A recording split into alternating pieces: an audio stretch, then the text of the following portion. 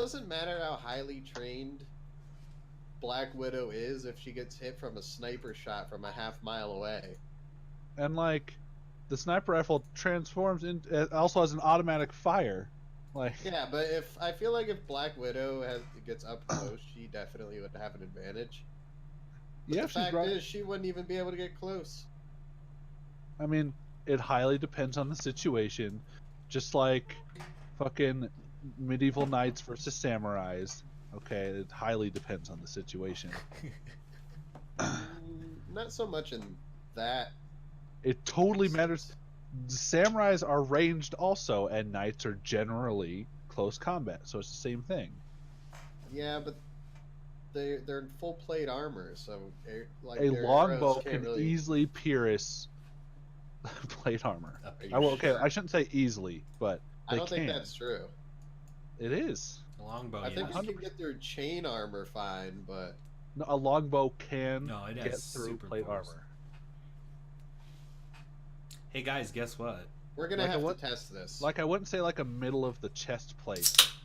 We're gonna have to test this theory. I'm gonna put you in some plate armor, or no, I'll have to wear the plate armor. Yeah, you're the one trying to test it at me. Yeah, let's do it. I mean, I'm down to record it and put it on my YouTube channel. Like, of course. Why would we do it if we weren't recording it? But guys, for real. And speaking of recording, guess what? Right? We did start our second round because Roger left of the For the Glory podcast. I'm fat. And I'm sick. I'm Roger, and I'm sorry. You're all good, Roger. How you doing? Welcome back. How you been? I'm still sick from like 2 weeks ago. Not as much as MicSpam over there, but... Well, that sounds horrible. I'm doing fine. Oh, man. That really sucks, though, guys. I really hope you get better.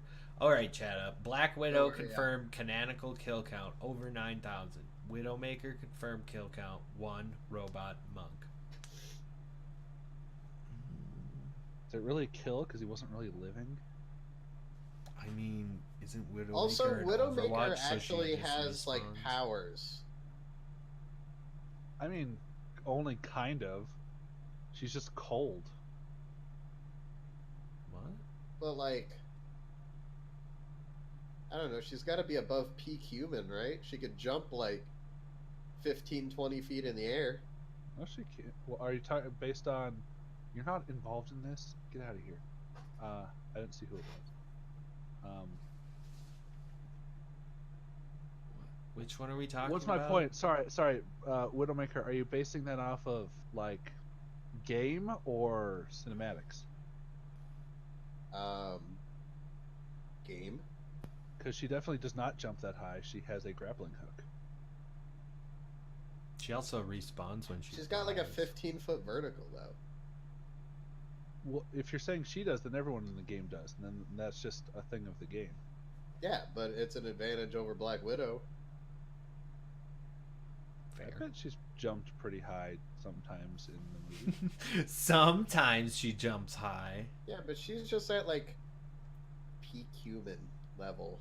She's not even like superhuman. She's gonna get sniped from 1.5 miles away. I bet Black Widow is trained with a sniper rifle also. But will she detect the sniper before? I mean, how does the fight even start?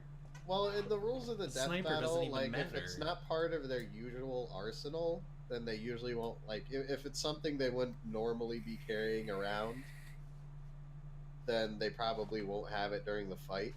Okay, that makes sense. But again, like going back to the situation thing, are they running into each other around a corner? Like, are they run into each other literally, or is one waiting for the other? Like, well, obviously, if they're hunting each other, it's then who's gonna find the other first, kind of deal. Because I mean, if one's just waiting for the other, I feel like the one that's waiting wins. Like they obviously know something. they couldn't have any prior knowledge of each other, so it would have to be kind of a thing where they turn a corner and bump into each other. Then I'd In which figure case, I'd give it probably to the- Black Widow. Yeah, Black Widow. Ninja chick. But like, if they have a beef and they're Spider actively chick. seeking each other out, probably Widowmaker, because she can see through fucking walls. Yeah. That makes sense.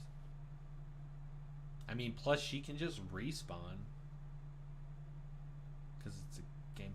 That was terrible. Neither of them are fast enough to dodge bullets, are they? Probably not. No. This feels like it would be a really stupid fight then. Well, I think it'd be a quick fight, one bullet. Yeah. We didn't miss. I don't know. Should we shift over to the They don't assignments? miss. You know?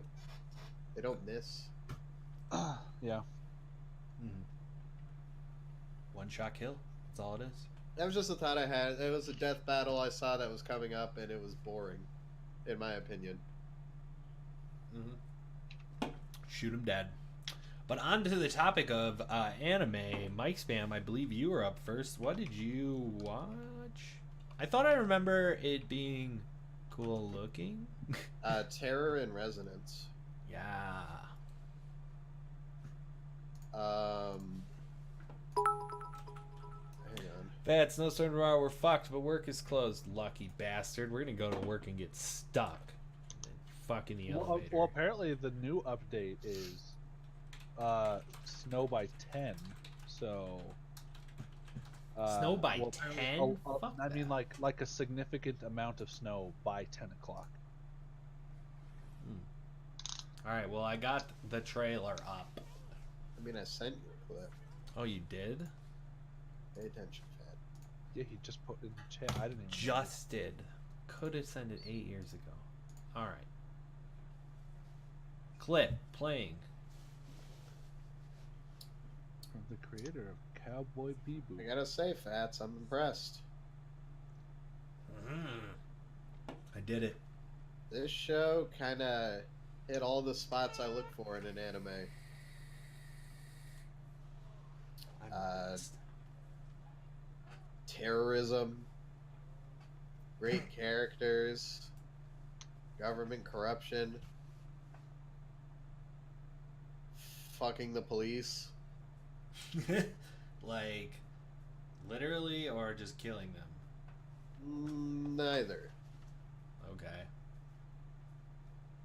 Fucking politically. Yes.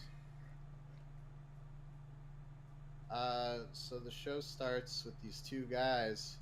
They're walking along and they're like, hey, just remember, act normal. Blend in. Then they go to high school and there's this lonely girl who's getting bullied.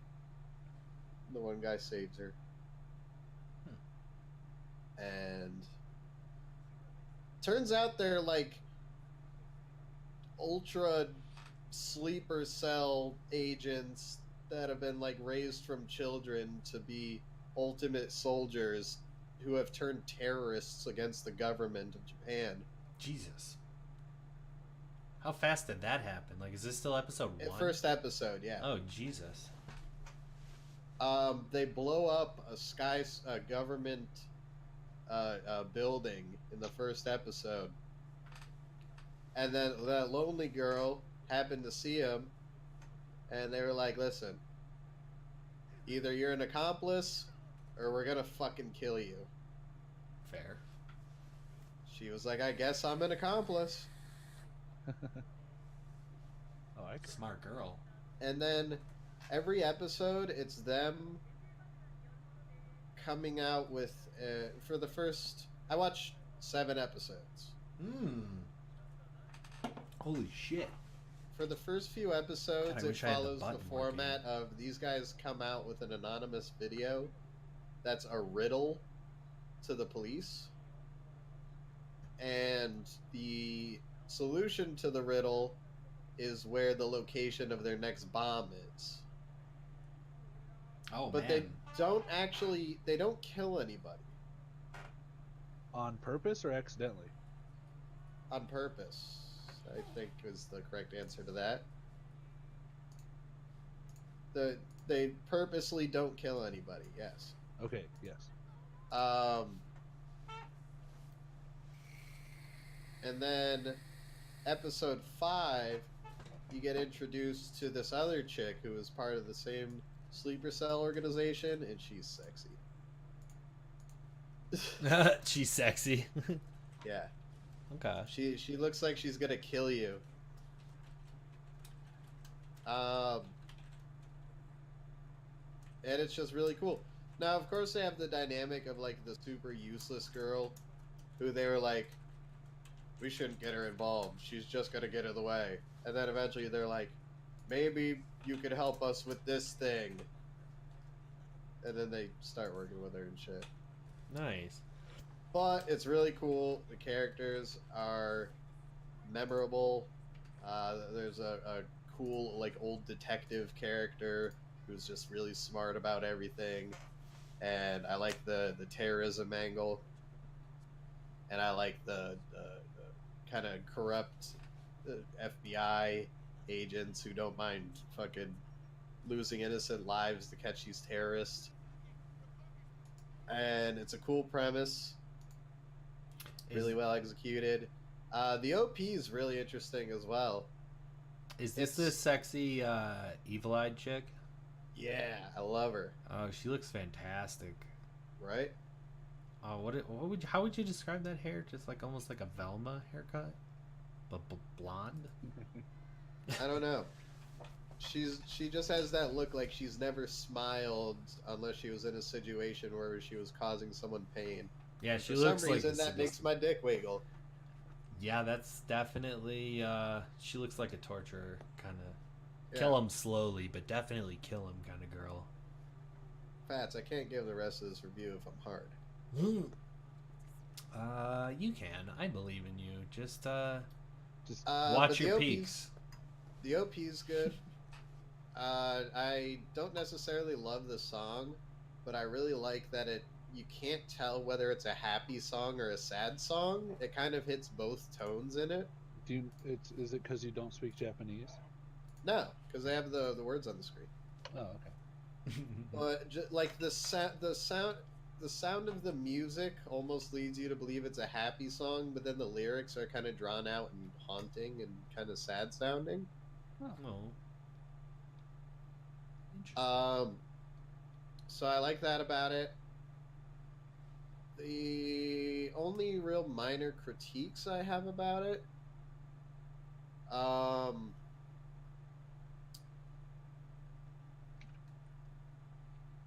any English voice acting in this show is the worst thing I've ever heard. And by episode 5, there are like way too many people speaking English way too often for them to be doing that. It sounds fucking terrible. You're saying It's either like Steve from accounting that they just dragged, who does speak perfect English but doesn't know how to fucking act, or they got the Japanese voice actor to do it who can barely speak any English, and it sounds like they have a mouthful of peanut butter. Are you saying you watch the sub has people speaking? Correct. English? Okay. Yes. Because there are people from different kinds, like the American FBI gets involved in this shit. And they actually speak English? That's actually pretty cool. It is, but it sounds fucking terrible. It is distractingly awful. God damn it. Is there a dub? Yeah, I'm sure.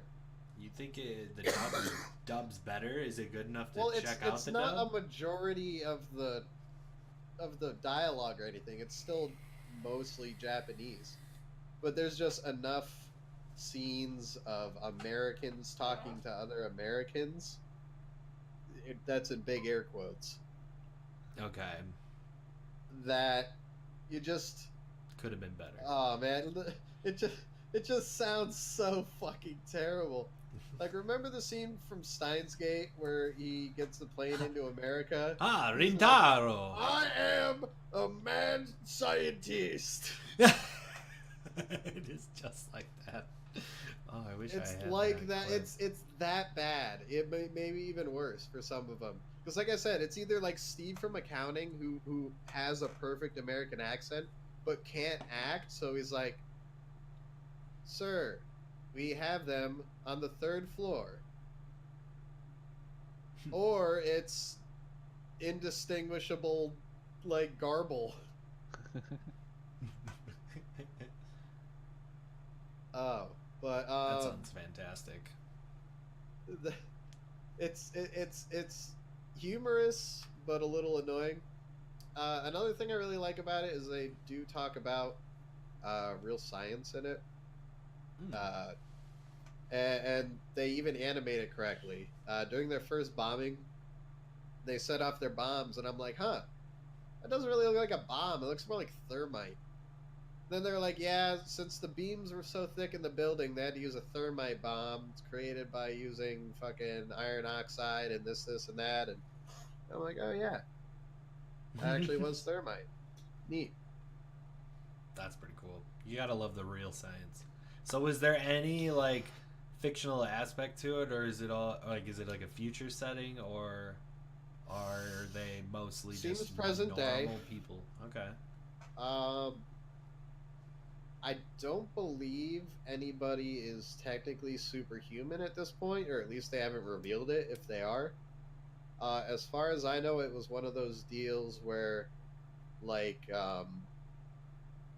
exceptional children were taken away and then just trained to be super soldiers. So, like, you know, you always have a purpose. You don't make any decisions. You're not special. You don't even get a name. Nobody loves you. Ooh.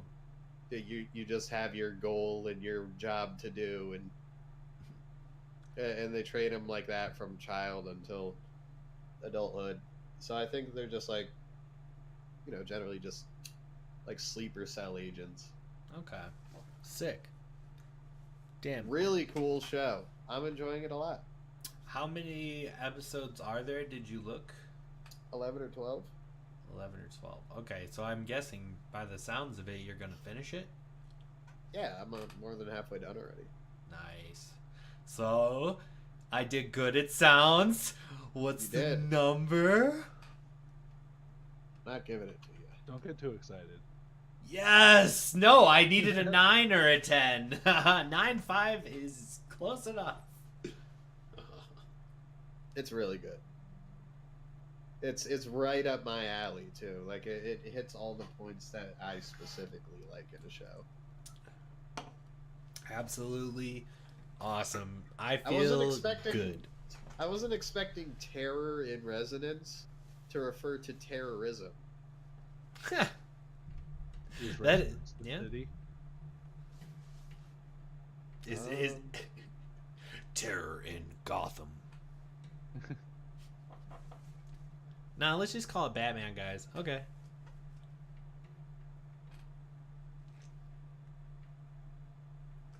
I enjoyed it. That's awesome. What's my awesome assignment now?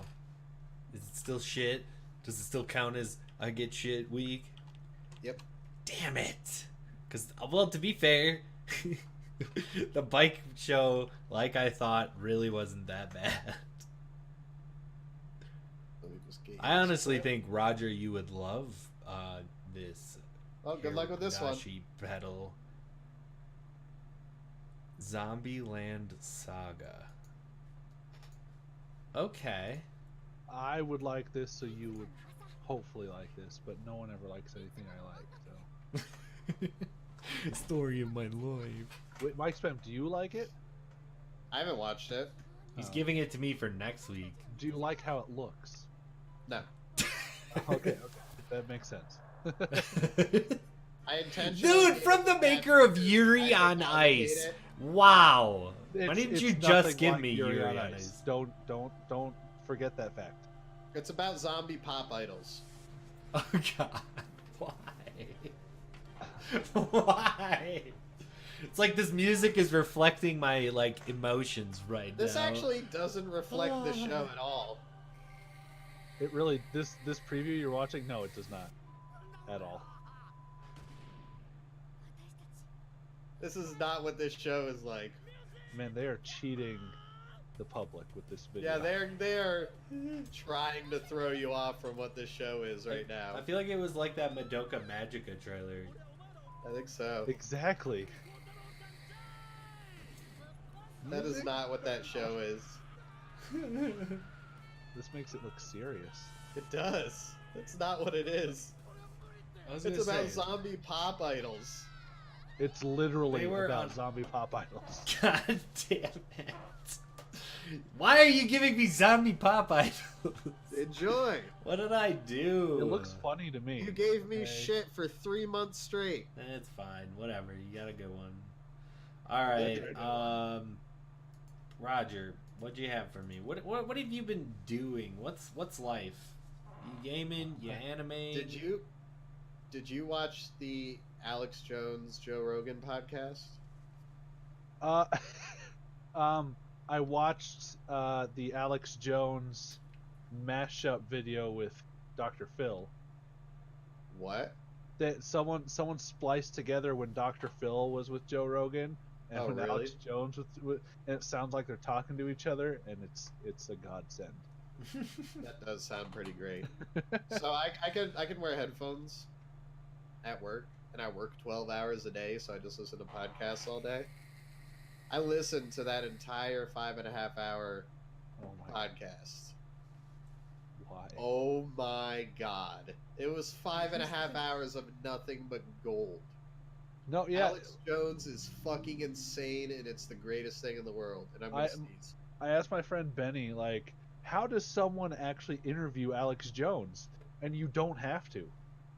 You just let him talk. I'm fascinated by him. I would be great friends with Alex Jones. I would never get sick of talking to that guy. But then again, I'm one of the people that encourages crazy instead of moves away from it. I'm half and half. I could not be friends with Alex Jones. Oh, are you kidding me? I love watching him from afar. I would At least 50 feet by a court Dude, order. I would totally do blow with Alex Jones in a hotel room and listen to the real extra crazy shit that he's got. The truth. Like the shit that even he won't talk about on TV. It's like I'm picturing Alex Jones as Burt McElroy in I don't know how you fucking aren't aware of Alex Jones. What movie was it? It was an Adam Sandler movie. Mr. Alex- Deeds. He was in Burt McElroy where he gets all fucked up and they film him doing bad shit. That's what it sounds like. No, Alex Jones is a Just thinking conspiracy of that scene. theorist who's just super aggressive and batshit insane and believes everything is a conspiracy. And it's awesome. He's fucking crazy. So does I don't like that putting chemicals in the water that turn the freaking frogs gay. Do you believe any of his conspiracies? Some of them are real shit. Is he a flat earthist? No. Okay, that's good. All right. No, he actually has a brain. Okay, Yeah. that's good. It doesn't function very well, but he has a brain. Yeah. But he talks about real shit. So on Joe Rogan's podcast, one of the ones that kind of caught me was the Virginia Senate voted for post-term abortions. What? Wait, what? As in, they could kill a Kill baby.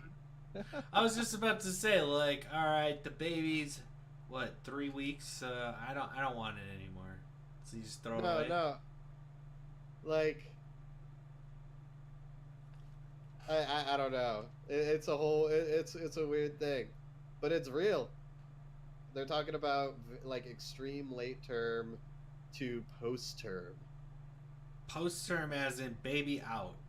and Yeah, then Alex term Jones is when like, the baby comes out. In and vagina. Alex Jones is like, Thank you. yeah, they're not Thank you, killing Roger. those babies. They're selling them for parts. And I'm like, What? I mean, maybe. It's possible. apparently they're also growing human-animal hybrids. Which is probably Like true what, in some parts of the It's- world. what was it, Dr. documented. Giroux's Island or whatever?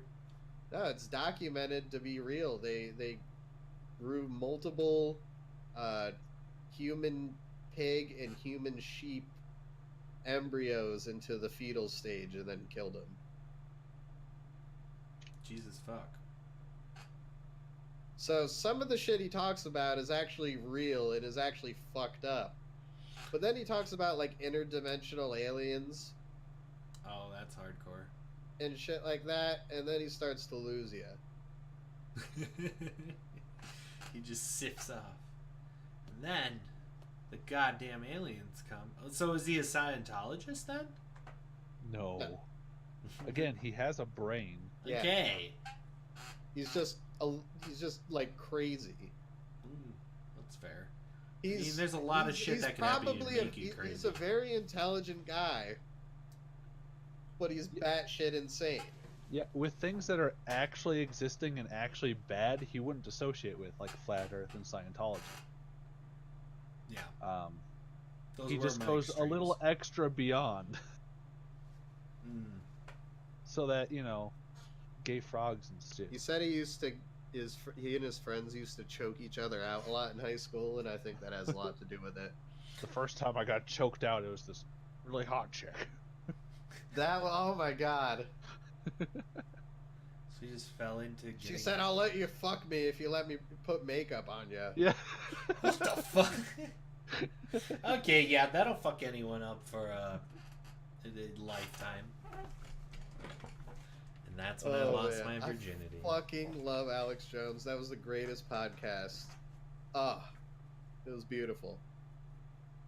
Damn. That's fucking fantastic.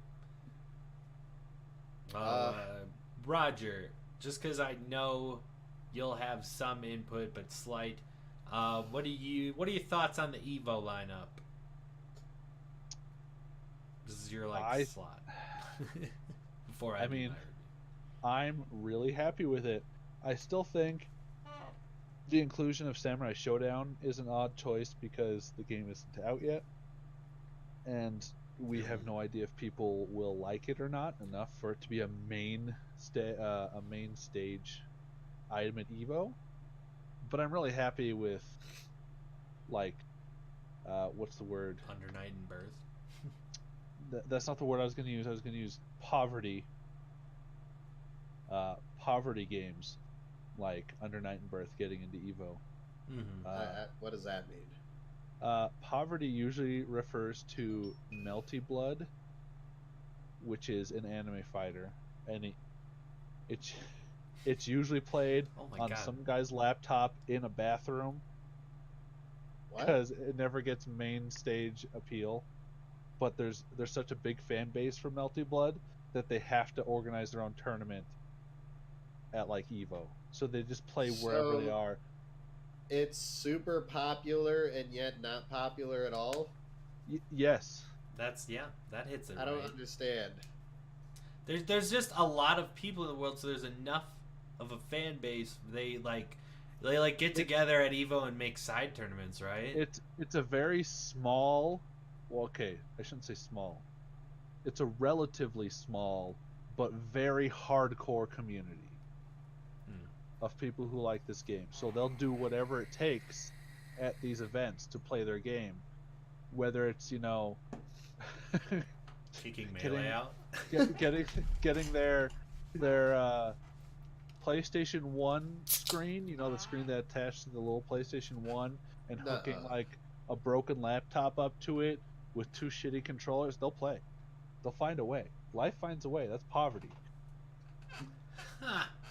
That's fucking beautiful. So Melty Blood is the key, and Under Night and Birth I think fits within that community kind of, because it has a smaller fan base, but they're super hardcore and fucking love it. And the game, both of those games are fun to watch. I can agree with that. 100%. 100%. I can agree with that. I hope the JoJo game is in Evo. So games like that basically always have some sort of side tournament. the cult classics like Melty Blood will always have a place somewhere in that building. They just, they're too old, and that's honestly the main point, is that they're not popular enough with the general public to be on the main stage, mainstream. Which is unfortunate, because some of them still have a lot of life, unlike Melee. But it's all about that fighters. I was just about to say, Melee, I think, is the huge, thing that's out. But I mean, I can agree with it. I like that. This is just Smash Ultimate. We're moving forward, not backwards. So the main issue with Melee is actually the TVs. Really? Like the logistics of them organizing a bunch of working CRTs. Why does it have to be a CRT? Yeah, because they're lagless. CRTs are technically truly lagless displays. I did not Whereas know any this. digital display, so like you have your gaming monitors, which is 1 millisecond response time. CRTs are still faster than that because it's. I had no idea. Yeah, and a CRT And is it an makes analog. that much of a difference? In fighting games, yes. 1 millisecond. In fighting games, and to people who, what's the word? Bitch. Complain. Speedrun? Complain. That's a good word. Like Complain. because it's a consistent experience. Mm-hmm. Like if you go to a tournament and they have, it's a small tournament. They have 4 setups for a game. 2 of them have 1 millisecond response time monitors. 2 of them have like your off-the-shelf Toshiba monitor, or like TV, Big which ass has box. 5 times the response time, so it's 5 times as slower. Like if you've played a lot of fighting games, you will notice a difference between the 2, and you will mess up. That's crazy. Plus, a lot of those combos are very frame, Right. perfect almost, where you So- have to hit them perfectly, and that would fuck with you. Right. So in like Street Fighter 4 specifically, I got good with a couple of 1 frame links, which means I have to hit the button within 1 frame of animation. That is 16.7 milliseconds. So if I am off by plus or minus 4 milliseconds, I could possibly miss that button when I'm used to That hitting it in a is certain a spot. whole other level that I'm not even interested in getting into. Oh, Right. you need to if you're gonna get into fighters. Oh, No, kind of. I'm not getting into millisecond fucking. Okay. No. No, that's just fine. the logic behind. That's why you just say a frame. That's fine. But like that's the whole purpose, is like if you play on a CRT, that's where your timing will be good on, because your visuals will be off. So That's crazy. So what happens once they don't exist anymore? well, that's why it's not an Evo They anymore. take Melee out of the tournament and replace it with Samurai Shodown, which hasn't even come out yet. They fucking grow up, they hit 13 years old, and they get into good games. Fair enough. To be fair, I think I was playing Melee when I was like 15, 16, something. I think it came out when I was past 13. Yeah, exactly. No, but yeah, that's the point. At high end, like I noticed a difference on different TVs with those 1 frame links. I will miss them if it's not a display I'm used to. I can believe that. So the logistics of getting working CRTs, Melee should just die, okay? Or they should. I don't even know what they could do, because Suck it up. What up, Dylan? What's going on, man? like maybe. Okay, let's get past that. Fuck that. All the other games, fantastic. I'm upset about the loss of Guilty Gear, but we have other anime games. So Fighters. You know what? The one Fighters, controversy yeah. thing that well, it wasn't very controversial, but I saw that the finals slot, like the finals day slot for which games they have for that day, for the grand finals in terms of like high priority, they replaced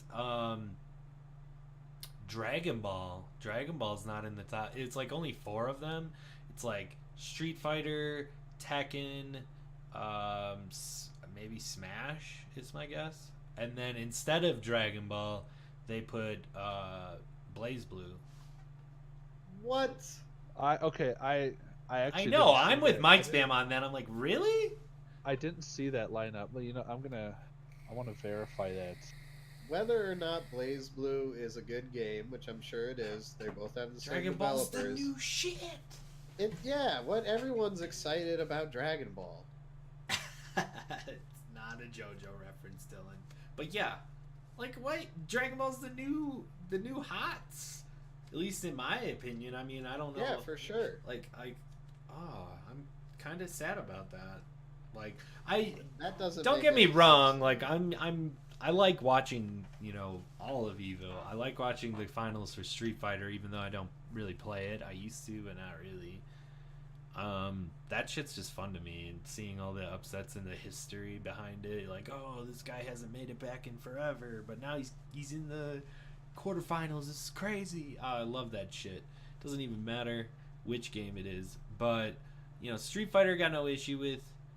But the Blaze Blue, like we're saying, like we're Dragon Ball. It disappoints the shit out of me. Blaze Blue, Super Smash Bros. Ultimate, Tekken 7, and Street Fighter 5. Yes, on Sunday. That's right. So, Blaze Blue Cross Tag Battle, I think, is the odd man out there, 100%. Like I personally love Cross Tag Battle. It's a fun game. It's easy to pick up because it has simplified controls, but it also can be played as a more complicated game, which is good. Mm-hmm. But like, yeah, Dragon Ball Fighters. It was such a huge thing. They did the huge tournament series where they gave out Dragon Balls for the prize. Fucking Kazunoko won like 4 of them or some shit. And then they did the huge ending tournament. Now they got season 2. It's like, what's more to go? I mean, Sonic Fox will even be in it, probably. What the fuck is this show? Yeah, I'm curious too. What is Ep Show of I'm Bagel watching and... it. Huh. Okay. It doesn't look like a good show. Definitely a show, though. Is it an anime? No, it's just a cartoon about a dog and a cat. Oh. The best cartoon about a dog and a cat is Cat Dog, obviously. Yeah, I'm complaining about Samurai Shodown, but Mortal Kombat 11 also isn't out. But that has consistently, for the past few games at least, been good. Samurai Shodown hasn't had a game in decades. Yeah. It's a old remake. To be fair, I did see some gameplay, and it looks sick as fuck. So, I mean, it's too early to tell, but I mean, didn't they do something like this last year or whatever, where they had a game in the tournament that wasn't out yet? Last year was, I think it was Cross Tag Battle. Was it? I can't. That's what my brain wants to say, but I don't know the dates on them. But Samurai Shodown back in the day, the old Samurai Shodown games are still fucking sick. Are they? So on a level, I can see them trusting SNK. And like the new King of Fighters games are still good. They're fun. So I guess they're probably really just banking on SNK. I wasn't aware that those were the games who made that, to be honest. I just looked at a little gameplay, but I used to play like King of Fighters. Is that the one with the guy with the red hat who did the like Buster? Yes, thing? Terry Bogard. Yes, I watched some movie on that a long time ago on VHS. My dad accidentally did not grab Pokemon and grabbed that, and it was awesome, and I was very glad. Did you own the original Pokemon movie on VHS? I do, and I have the second one. And it came with the Mew card? Yeah, it was. Yeah. I thought it was it a Mew or a Mewtwo. I saw it in theaters and got one of 4 cards, and then I did get a card with that movie. I got the Mew. You got the Mew? Sick. I know one of us got a Mewtwo, and I'm pretty sure one of us got a Mew. I don't remember the other. I know there was like 4, and it was ridiculous. Oh my god. I miss VHSs because they would come with like prizes. He's like cereal back in the day. Well, one of my Transformers Beast Wars toys came with a VHS, so it goes both ways, and I still love that VHS. That's dope. It was a special episode that you could only get by purchasing a toy. Oh my god, it comes full circle. Yeah. DLC always existed. You can't get this extra pack, but if you buy this sweet avatar for your character, that's how you get into the new zone. Oh my god, yeah, we're transitioning. Have you pushed a VHS into a VHS player recently? No, but it just the It's thought. honestly a very satisfying thing. Oh, I bet. Like weirdly so. Like you push it in and then it does the like click and then it pushes back and then pops down. It's just like, oh, everything lines up perfectly. Oh. It's so good. Get closer to the mic when you say that. What are you? Beautiful, beautiful. Time for your review, Fats. All right. So He was trying to. I was like, really, this show took me on a roller coaster of emotions because I was legitimately like, kind of really, I was thinking about it in a different light. You know, Dylan actually brought it up today when he was talking about how he reviews things. You know, he certainly, when you watch something when you're reviewing it versus when you're watching something just for pleasure or fun, you know, with the review mentality, you're kind of more critiquing it hardcore and looking at aspects you probably normally wouldn't. So I was like a little up and down with this show because I'm different in that way. I just get as baked as possible so I can enjoy it as much as possible. Okay. And then I play it, and then I get weird thoughts while I'm watching, and I write them down. Okay, I gotcha. That's how I review. That's beautiful, and I absolutely love it. I'm just testing the waters, trying new things, and like I said, with the whole... like, I went from, oh my god, this is great, because one of the great things about this is the OP. Like, oh, I have it twice. Whatever. It legitimately sounds like a Naruto opening. Like, they had some pretty good ones, and I'd say it was like a good Naruto opening. And then you kind of get the weird shift in mentality once you see bicycles, and you're like, oh, they're not going to fight and gain ultimate power. They're just biking. And it's really... It's... At first, it was like hit or miss. It was like, oh, this is epic, and then all of a sudden they're on a bike, and you're like, the bike's lame. Why? But then at points you're like, oh, the bike's so serious. Like when he's going up this hill in the third episode, oh, it gets intense. And honestly, hilarious. It has its moments where I'm literally like laughing out loud. Halfway because it's hilariously bad, and halfway because it's hilariously actually funny. So oh, you know what? I'm sorry, Fats. I'm gonna have to sidetrack for a minute or two. Mm-hmm. Because Roger, what the fuck was up with that Chinese checkers in it? Okay. Oh yeah. It's Go. I don't give a fuck what it is. Was it actually Hikaru no Go that you watched? Yes, that is what I watched. Because he Fast kept saying Chinese checkers, and I'm like, did you give him the right show? It might as well be fucking Chinese checkers. I don't know the difference. I don't know how to play Go. I don't know how to play. It might as well. It could have been Mancala for all I fucking care. Listen, it was so fucking dumb. The animation was shit. The characters were shit. They didn't even make it like epic and over the top. They just sat there and played this stupid fucking board game while this kid cheated and ruined people's lives. So, I've only ever read the manga. Let's start off with. Wow! Why do you give me these things? This is why your shows have sucked, because I'm lazy and I ask Roger for help. Okay, so I heard. I heard the anime was good. That's why I got sidetracked. At least they made the biking like super over the top and epic. But in this show, they just sat there and quietly played a board game. Okay, yeah. So the manga does it better, obviously, because of the style. I had just heard that the anime did it well. Now, that was I didn't specifically suggest that to him to suggest to you. We were just talking about sports animes, and technically it fits the story type of a sports anime. So, Except this kid's a fucking cheater. He's literally cheating and like traumatizing this prodigy who's actually good at the game. okay, so yeah, that's my story. I've only read the manga. Now, he did again ask me for a suggestion. I don't know if he's going to give it to you this week. No, I watched it and it does look dope.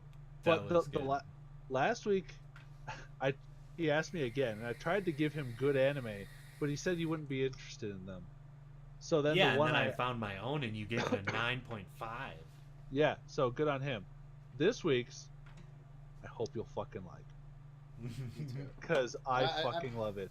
I didn't mean to derail your review. It's fine. I had to Roger because I gave that a 0. That was the only 0 ever on this podcast. So, really, imagining that in anime form, I can understand that. Because I didn't actually suggest it to give to you. I'm just picturing in Yu-Gi-Oh! At least they make the cards come to life. I'm not saying Jeez. necessarily you told him to give it to me, but Fats kept saying, I don't know, Roger said he liked it. I always ask Roger for things. Like, but I'm pretty like sure Jay specifically said he liked it. Jay also said he liked it. He can defend himself. This week I gave him a long list of anime that I really think is actually good, and he picked the last one. So I think it looked good. But let's go back to Cyclist Tour de France, right? Yeah, Do I it. apologize, Fats. Am I right? Yeah, you're good, man. It's I fine. don't. I deserved it. So, let me see. Like, going with this show, at first, like, I liked the OP. I was like, okay, this is cool. You know, it's biking. So, already knowing it's going to be biking, it's kind of like, is it going to be good? You get into the backdrop, and you're kind of almost thinking, like, this is totally going to suck. But then it gets to just these hilarious little moments. Like, the first episode, to be fair, kind of did suck. It took me to the second episode until I finally actually started, like, really enjoying it. I'm like, oh, shit. Some shit's happening. Because essentially, it's this high school kid, and he's a super nerd, and he wants to join the anime club. What a cool guy. And I was in the anime club in middle school. That's awesome. His story goes, he's sad because nobody in middle school talked anime to him. Nobody was interested, so he's like, in high school I'm gonna join the club and it's gonna be great. He goes to the door, there's a note on the way, anime club disbanded due to lack of membership. You need. They're in Japan. Everyone reads I manga. know, but not at that school apparently. Can I ask you a quick question? What's the name of this anime? It is Yawamushi Pedal. Okay. I was specifically wanting to ask you the Japanese name, and I've heard another review for this anime. Oh really? Sorry, Tell us continue. about Oh, he's gonna compare it. And... No, I just wanted to make sure I was thinking of the same thing. Yeah, continue. All right. Well, essentially, like there's nobody wanting to join his club. He never had friends. You know, he's a loser kid. I'm like, this show is Naruto on bikes. It's great. I love it, but I don't. It's weird. I don't know. It's kind of like how One Punch Man parodies all anime. This one seems to just, in my personal, opinion, because I've watched all of Naruto, it's parroting the start of it. It was honestly hilarious to me. Well, here's the way I see any anime about a very mundane topic is you need to go like way over the top with it to make it acceptable to like a humorous level. Yes. If you're gonna make a show about biking or cooking or Chinese checkers, you better fucking go to JoJo levels of over the top on that shit to make it even acceptable as a form of entertainment. I can agree with that to some degree, but I think, like, personally, like, this anime, no, you would definitely not like. To me, I'm like on a middle ground. I think Roger would love this anime. It's the story, the pacing is actually really well done. Like episode 1, like I said, sucked. It moved to like these character intros, and then they instantly went into this like race. Because I'm like, oh my god, he's trying to join a bike club. Oh, they're not gonna do it. And then this he just bumps into this guy, and they start doing this race. And I kind of enjoyed that it got right to something, because the first episode, like I said, was real slow until towards the end of it.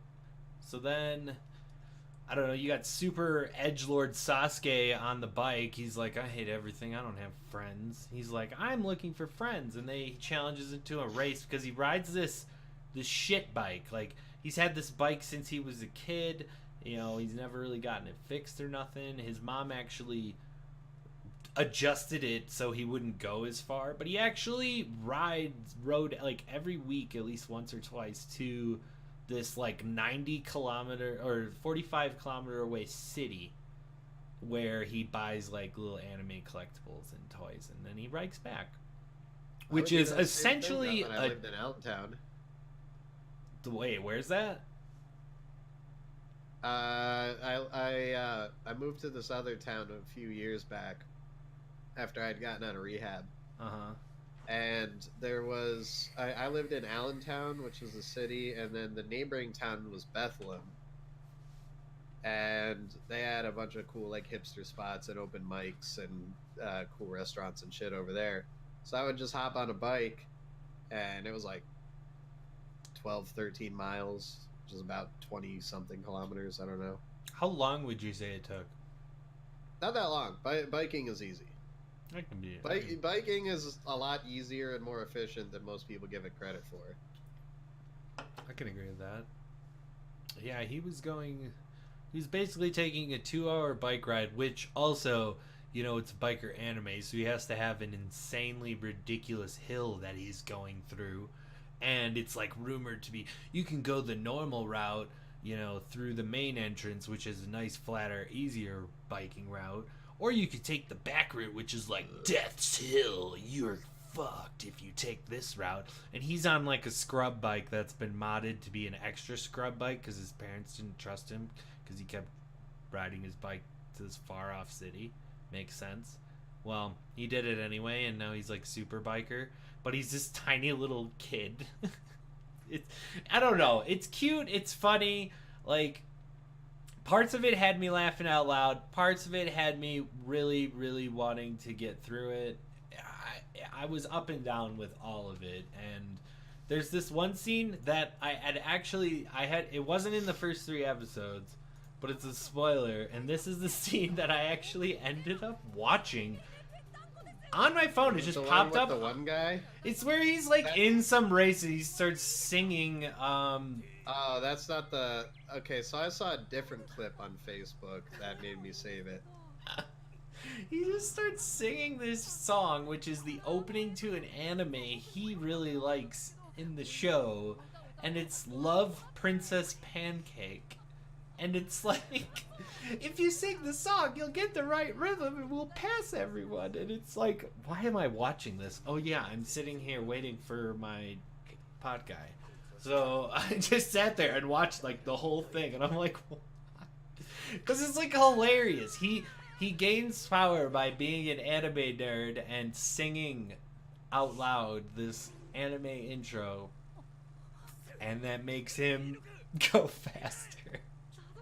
It's like stupidly funny. Like, it's funny because it's so stupid. And to be honest, and I just saw something on my little note chat. The voice acting, because he was fine, but the main character does sound like Luffy from One Piece. I'm sorry.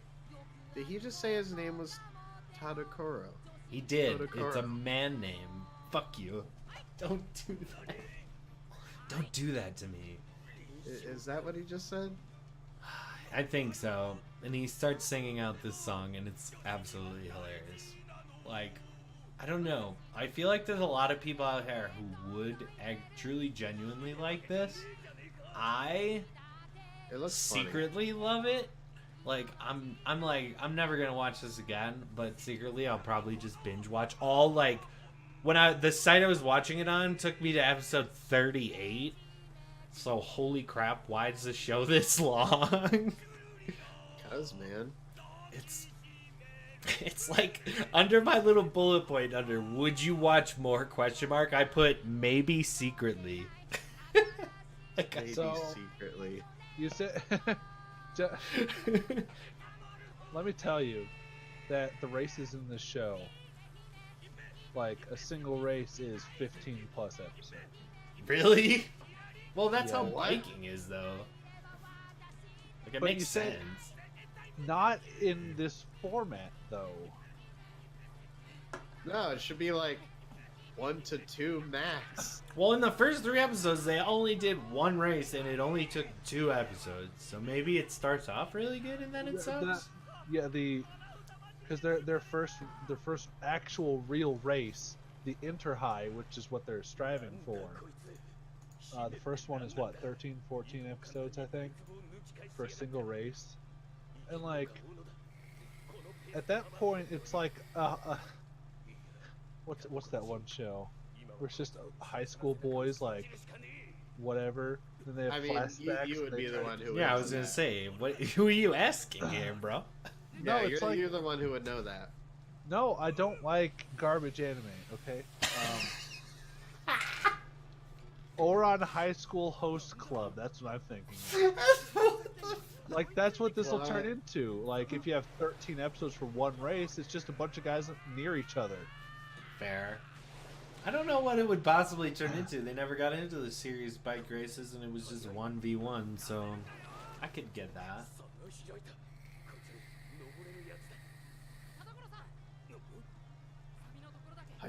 I mean, I don't know what the genre would be called, but I think it's like It's a sport. boy love, but not really.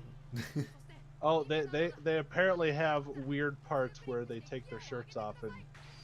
Yeah, weird no, there's things are- definitely like man cleavage hard.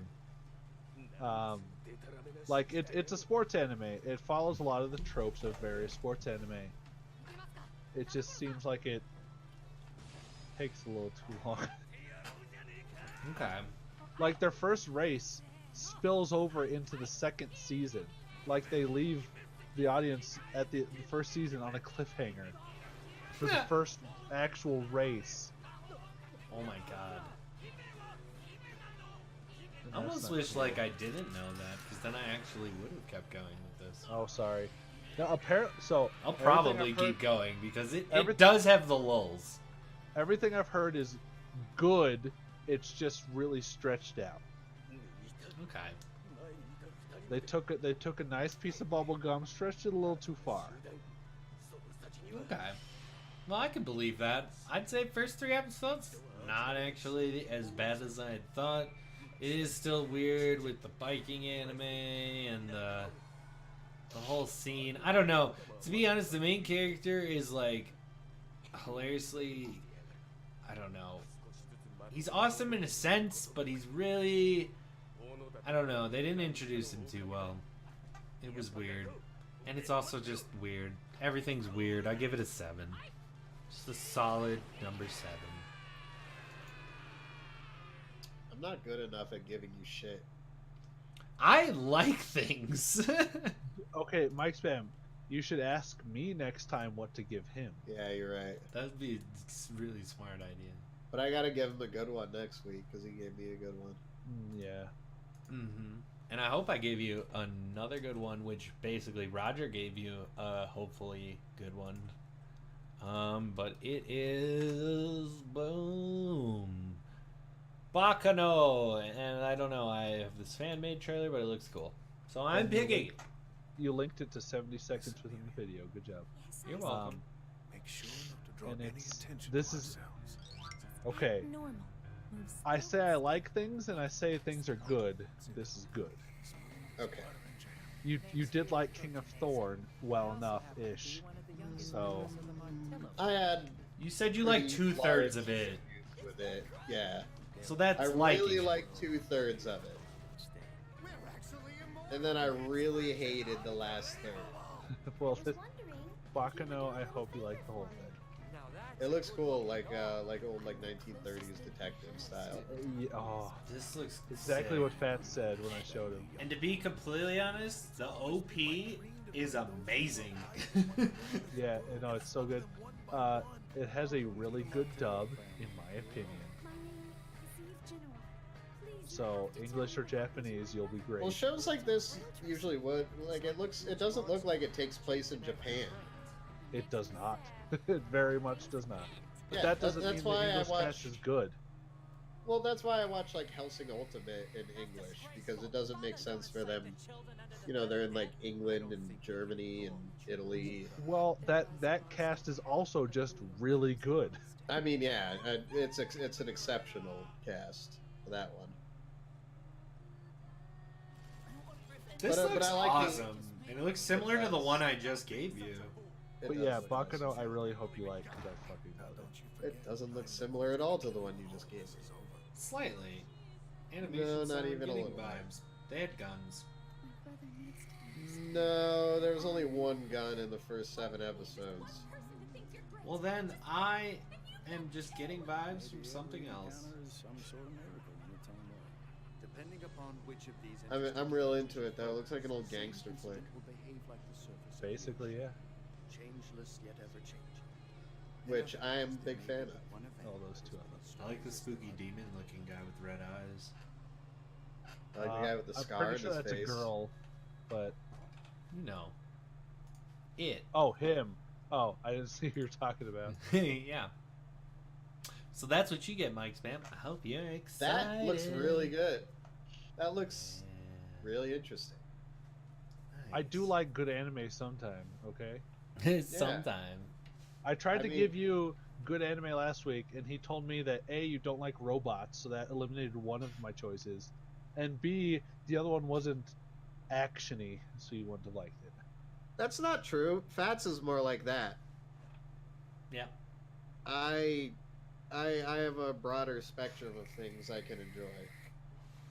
Yeah, I feel like I like robots more than you like robots. I don't like mech animes. Fair. The one I chose was, I believe, hardly a mech. It was as much mech anime as it was as a.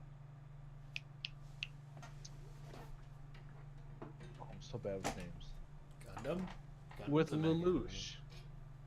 I don't know what that is. I feel like Roger has a gold mine of data of Oh, good sorry. anime, and he gives me all the crap ones to give you.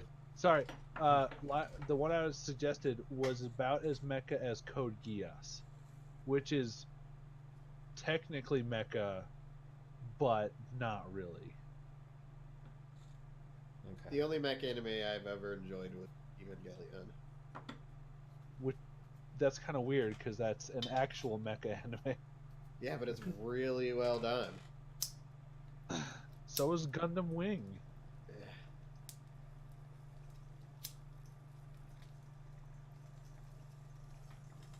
Yeah, I'm not into it. It just feels low stakes. Sorry, I Low was hitting the ball. Okay, I can see that. What about like Transformers? Fucking classic. It's Eh, not those never mecha because there's no one Transformers. piloting them. Oh, Also you was need a never really pilot for it to be a Transformers mech. fan. I was a fan of the Yes. old school cartoons Transformers shit, but the whole Shia LaBeouf shit, meh, whatever.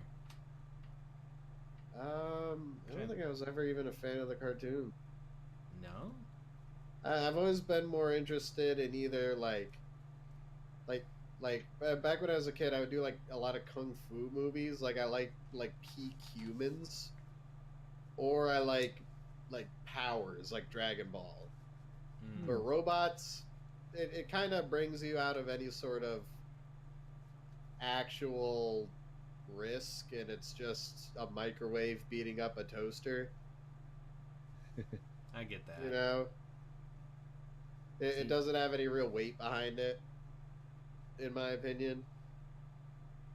I more watched and loved what was available to me, and we had this sweet ass Transformers movie on VHS. I watched the shit out of it. It was so great.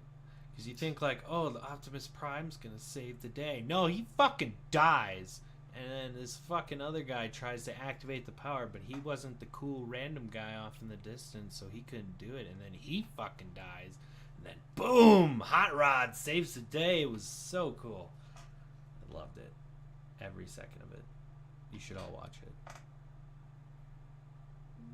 Probably doesn't hold up at all. But that's just what I remember as a kid, and it was fantastic. But other than that, you know, the Transformers had good toys. The toys were sick. They could transform. Honestly, I disagree. What? Yeah, I was I remember- hugely I into re- Legos and shit, so transforming and moving shit. I specifically Appealed to remember being a child and one of my friends being like, I got the new Transformer. Why are you And making I, fun of him? He's a kid. Yeah, just so because was I. you got to do a stupid voice for yourself then. And like, I transform it and I'm like, yeah, I mean, that's cool, I guess. Is that all it does? And Can then I he fuck cried. it? His mom kicked you out. And then you threw it against the wall and shattered then it in all everyone its clapped. transforming pieces. Well, I was always real into video games because they did things. I never really liked toys. Yeah, No I played with toys imagination, I'm sorry. before the video games. I mean, as far as my memory goes back, I remember attempting to play Super Mario when I was 5 years old. And that shit, like, ruined me. Because I'm like, wow, this is better than any fucking toy I could ever buy. Fair. I mean, I pretty much stopped getting toys for Christmas and started getting video games because they're expensive and, yeah, that's what I wanted. Video games. We talked Evo. But let's jump on, unless we want to... Do we have any more anime discussion things we wanted to touch base on? Roger, anything you got? No. No. Oh. Yes. The tickets are on sale for the Ghibli films. Oh, yeah. What? They have it split between 2 days, dub and sub. Wait, what? Ooh. They're releasing a bunch of Ghibli films In theaters. For Ghibli Fest. Oh. And Fats wants to go see Nausicaa. Yeah. So we have to pick dub or sub, and then we have to buy our tickets. I would just go dub with Ghibli. Like Yeah, dubs are I great. would go dub. Because they're not an established franchise, so the voices don't really mean much. I just want to watch Spirited Away on a movie screen. So That would be dope. I don't know which of the theaters around us have assigned seating. I don't think so. There's 3 theaters. There's the IMAX, the one up on the Regal up on Interquest, and then the Tinseltown. I want to say Tinseltown has assigned seating, and I really would want to do that. Yeah. So the tickets went on sale like 4 days ago or something. Okay. So hopefully good seats aren't taken, but we want to do that soon because that one plays I think in April. Okay, April. I was like wondering, when is this? Okay. Fucking sick. Yeah, I'm down. We should do that tomorrow. We're Okay, going to get yeah. tickets. You guys should check it out. If you haven't seen a Studio Ghibli film, MicSpam's been making me watch them while drunk, and it's the best thing ever, so you should all do that. It's called Ghibli Fest, I think, if you just want to Google it. Yeah. Ghibli Fest. It'll give you links to all the tickets and whatever and what's playing. Yeah, I mean, honestly, I am interested in watching Spirited Away on a movie screen. I'm actually curious on your guys' opinion on these because I've now seen Spirited Away, and then I saw Howl's Moving Castle by myself, and then I saw Princess Mononoke, and I'd have to say out of the 3 of them, it's really hard to rate them. I'd have to say Princess Mononoke was the best one. That one was really, really good. I've seen The a wolf- lot. That's a more lot of them. people's favorites. The wolf I've lady seen- was awesome. I've seen a lot more of them than you have, and I like every single one of them. And I think ranking them against each other is like offensive because they're all fantastic.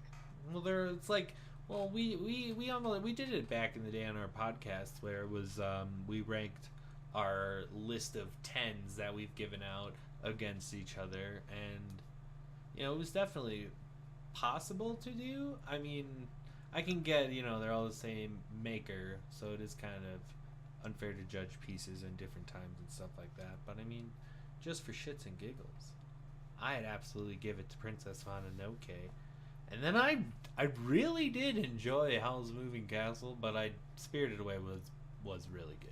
Much better. Spirited Away is by far my favorite. My favorite thing about Ghibli films has always been the depth of the world building that they develop around the character, not just like what the character is doing. Yes, and they do it so fluidly within Yeah. the film, like within the background, within the side characters. And I feel like there's no better example of that than in Spirited Away. It's just such a busy, bustling, and interesting world that they're in.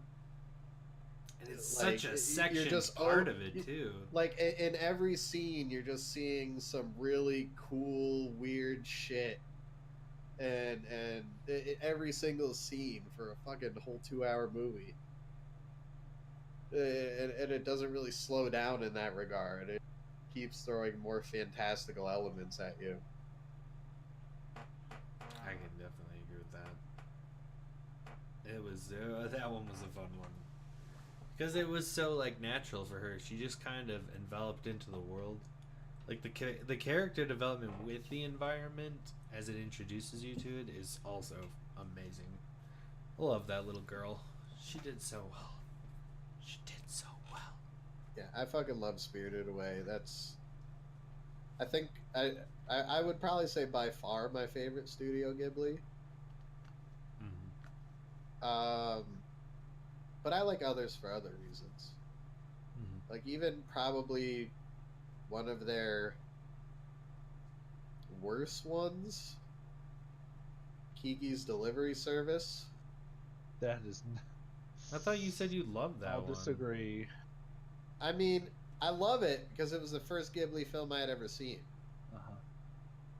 But I think looking at it in an objective sense, although it is Ghibli quality and it's obviously a 10 for that, I feel like it didn't get as fantastical, it didn't get as interesting, the world wasn't quite as in-depth or captivating as some of the other ones.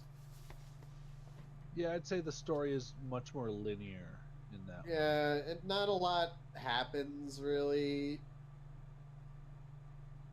It's more so like it's a witch, yeah, but she could not be a witch, and the story really wouldn't be too much different. Okay, yeah.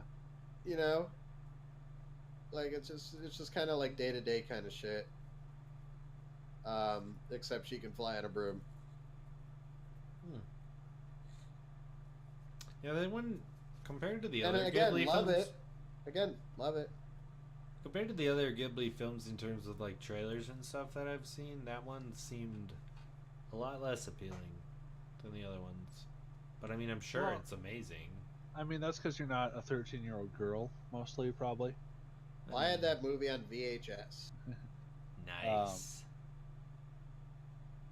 God, really, we're going yeah. classics today. I would have to say my favorite is either Princess Mononoke or Nausicaa or Spirited Away.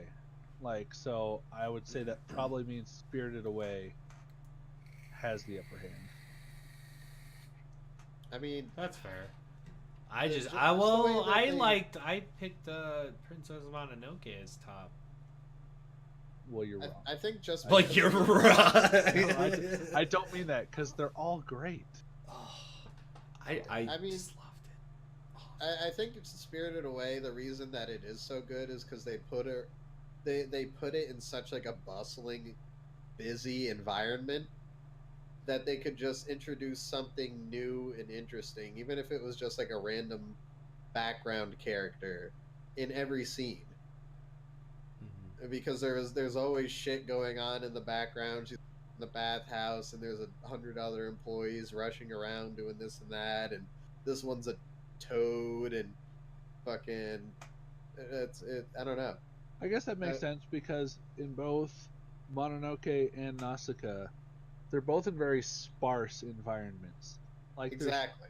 there's cool things in the scene, but it's usually one or two. Mhm. So Whereas in Spirited Away, it's almost like an urban or city environment. So there's a million things to look at in every scene. And it being Ghibli, they pack it full of interesting shit. Yeah, this shit's weird. And I love it. Yeah, you can't really talk well enough about Ghibli. yeah, so that combined with, because Spirited Away does have intimate scenes with one or two focus, and all the other films also have that, but they don't have the what's the word, sensory overdrive, sensory whatever you call it. Which And just to a lot be of shit fair, happening. some are a lot more subtle and achieve the same kind of effect. Howl's Moving Castle, just the backgrounds that were there, not necessarily like the characters in the backgrounds. But like you go into Howl's bedroom, and that thing was decked out with shit. Yeah, you could watch that scene 100 times and see something new drawn into the background each time. There was technically an aside. There's a post on Tumblr I saw where it was like, my aesthetic isn't minimalism, it's clutter, bitch, and it was fucking Baba's room from Spirited Away, where she just has shit everywhere that you can look at. Oi. Yeah, and like looking at just a still image, it's so satisfying because every single like inch of the screen had something new to look at. Yeah, exactly. And they're so good about that. You know, in Spirited Away, it's definitely more. It seems like that was what they were going for with the movie, was just creating this super dynamic, interesting world for this little girl. Oh, sorry. Whereas this was Howl's Moving Castle. My bad. Yeah, but in movies like Howl's Moving Castle, well, Baba was in Spirited Away, so you're no, yeah, no, I mixed up my scenes. My bad. Yeah, but Howl's Moving Castle accomplishes almost the same thing, but in a subtle way, more so with the background art.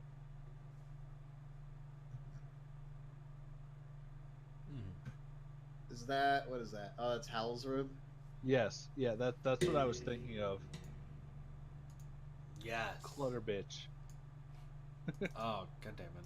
Yeah, I mean the amount of artwork that goes into just this little frame. It's amazing. My aesthetic is the direct opposite of minimalism, and it's called clutter, bitch. Cut to I love that it was Howl in his bed. It also had shit like dangling from the ceiling too. Like it was everywhere. That was beautiful. I love it. Yeah, I mean you can't speak well enough about Ghibli. They're a step beyond any other movie maker in the anime realm. I think definitely, especially their focus is on movies. I don't know, the people who made Paprika and Paranoia Agent, man. Those are but you're gonna find a lot less people who could really appreciate those than could appreciate a Ghibli film. I mean, that's true. I would compare those more to like a cult classic. That's true. Speaking to quality, I'll say they're the same, but you're right. Like Ghibli films have a much wider audience. It's like the Disney of it. 100%. Yeah. Definitely. Except think way so. better because it's anime. Yeah. Okay. Well, definitely. Well, speaking of scene transitions, for some odd reason, that's how I'm doing this. Roger, being my awesome super friend, and Corey teamed up and got me this slick new Stream Deck, which has kind of got me onto the topic of streaming and general. What are some of you guys' favorite streamers? Who aren't me, I know. Okay. Good. That makes it easier. Like, don't you always say Eris? Since you won't use your free Twitch Prime subscription on mine. My If you have absolute one, you can totally use it on mine. Just saying out there, Twitch chat wink. Roger's personal favorite streamer is 100% Lord Eris, twitch.tv/avoiding the puddle. Huh. I learned of him through Tekken, actually, before I was into Tekken, because he was such a great commentator, because he knew fucking everything about Tekken. All the frame data, all the move names, like, he was just so good at letting me know what was going on, even though I didn't know what was going on. I 100% agree with that, because watching Tekken at Evo when he was commentating, I'm pretty sure, was awesome. That's how I got introduced to him. He's fantastic. And watching him stream, I'll let you continue before I elaborate. Oh no, I was further letting you. points. I was just letting you know. I just saw him at Evo, and he like pretty much exactly how he said it. He knew everything. I didn't need to play the game, or I've never I played Tekken, maybe like Tekken 2 in an arcade a long time ago, but I never owned a Tekken game, so I don't know what the fuck's going on. It's a 3D crazy fighter kind of deal. And how he explained everything is like, I know fighting terminology to a basic degree, so just by that little knowledge, I knew exactly kind of what he was talking about. I don't know how to do these controls or these commands, but I know when to, when you whiff punish someone and shit like that. So it was awesome. His personality is fantastic. So I meant like, that's why I got into him, but I wanted to let MicSpam go before I explained what about his stream I like about his stream. True. Because that's very different. Mm. So Mike, who's your favorite streamer? I don't watch any Twitch streamers. Damn. Well, that settles that. Rogan. That's Rogan. I watch his live streams. When I happen to catch him. And Mr. Sark when he streams once every other year. Oh, you did say that. Yeah. Joe Rogan's podcast is great. You could say that. You're just not a big Twitch watcher. No, not really. At least not, especially not since I kind of got more in. Like, I'm not gonna say I'm streaming, but I'm working on your stream more. I'm putting in more work into it. When we get more money coming in, I'll pay you. I get it. It's not what I'm saying. I'm fucking with it. But, you know what I mean? I more so look at it from the other side when it comes to Twitch. More so than being interested in, like, watching people on it. Yeah. I mean, Joe Rogan, fair. I catch him live. It's a really good live podcast. Not even necessarily because of Joe Rogan, because he is one of my favorite stand-up comedians. Mm-hmm. One of them. Yeah, I mean, he's up there. But just the fact of the pull that he gets on his show, he gets on some of the most ridiculous guests. Like famous doctors and guys who are running like 100-mile races and fucking Neil deGrasse Tyson, Alex Jones, and just a huge variety of really interesting people that you get to hear talk about what they do. All right, that's definitely fantastic. He's definitely well known out Yeah, there. and I mean it's not even necessarily great because of him. I mean, obviously it's because of him, but like it's the guests that he's able to get with his pull that really makes it. Where you get to hear about some shit that you would normally never hear about. So it's And kind then of you have this baked comedian in the mix to make it not boring. That's the perfect the synergy that you're looking for. Is Yeah. just the And I mean, little high guy. Joe Rogan's a cool guy. I like everyone in their crew there.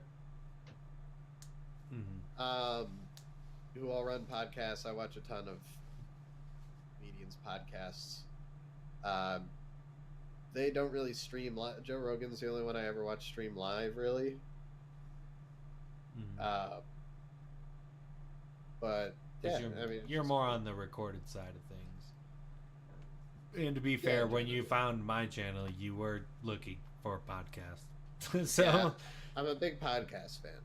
So yeah, that's that's definitely, and that is the place for Twitch, obviously, as we're doing it right now.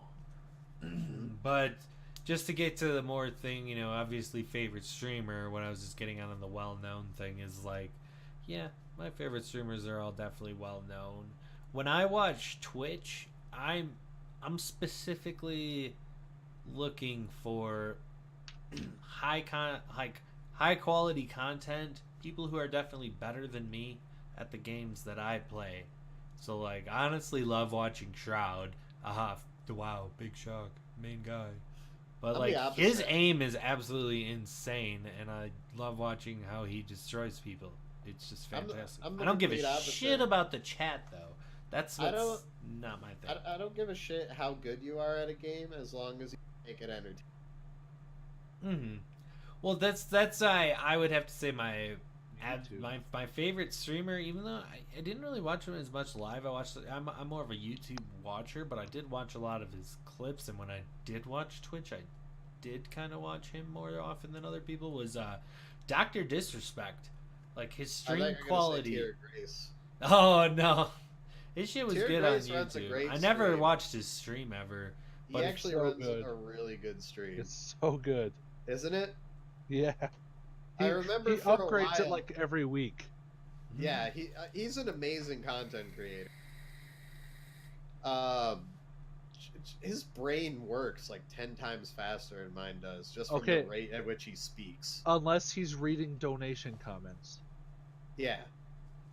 I remember he was doing this thing for a while where he would have people send him the most fucked up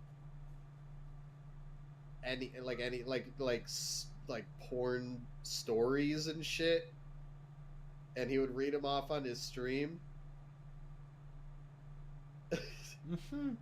Roger, are you familiar with Botfly Girl? No. Okay. It was just a really quality, really fun segment where he would read super terrible shit out on his stream. He would read like a couple lines every time he got a donation. That's genius. And it was just, and they would be submitted by whoever from the stream, and he would just get some of the most fucking obscene shit on the internet, which I'm a big fan of, and I know Roger is too.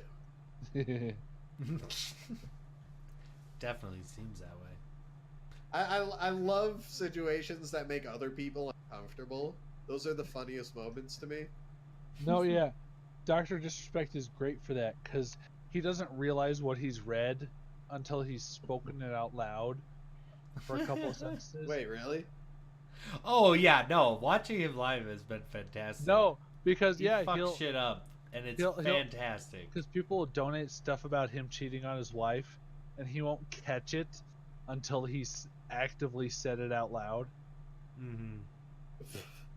And that is. Do you think that's real, or do you think that's a bit? Oh, that's 100% real.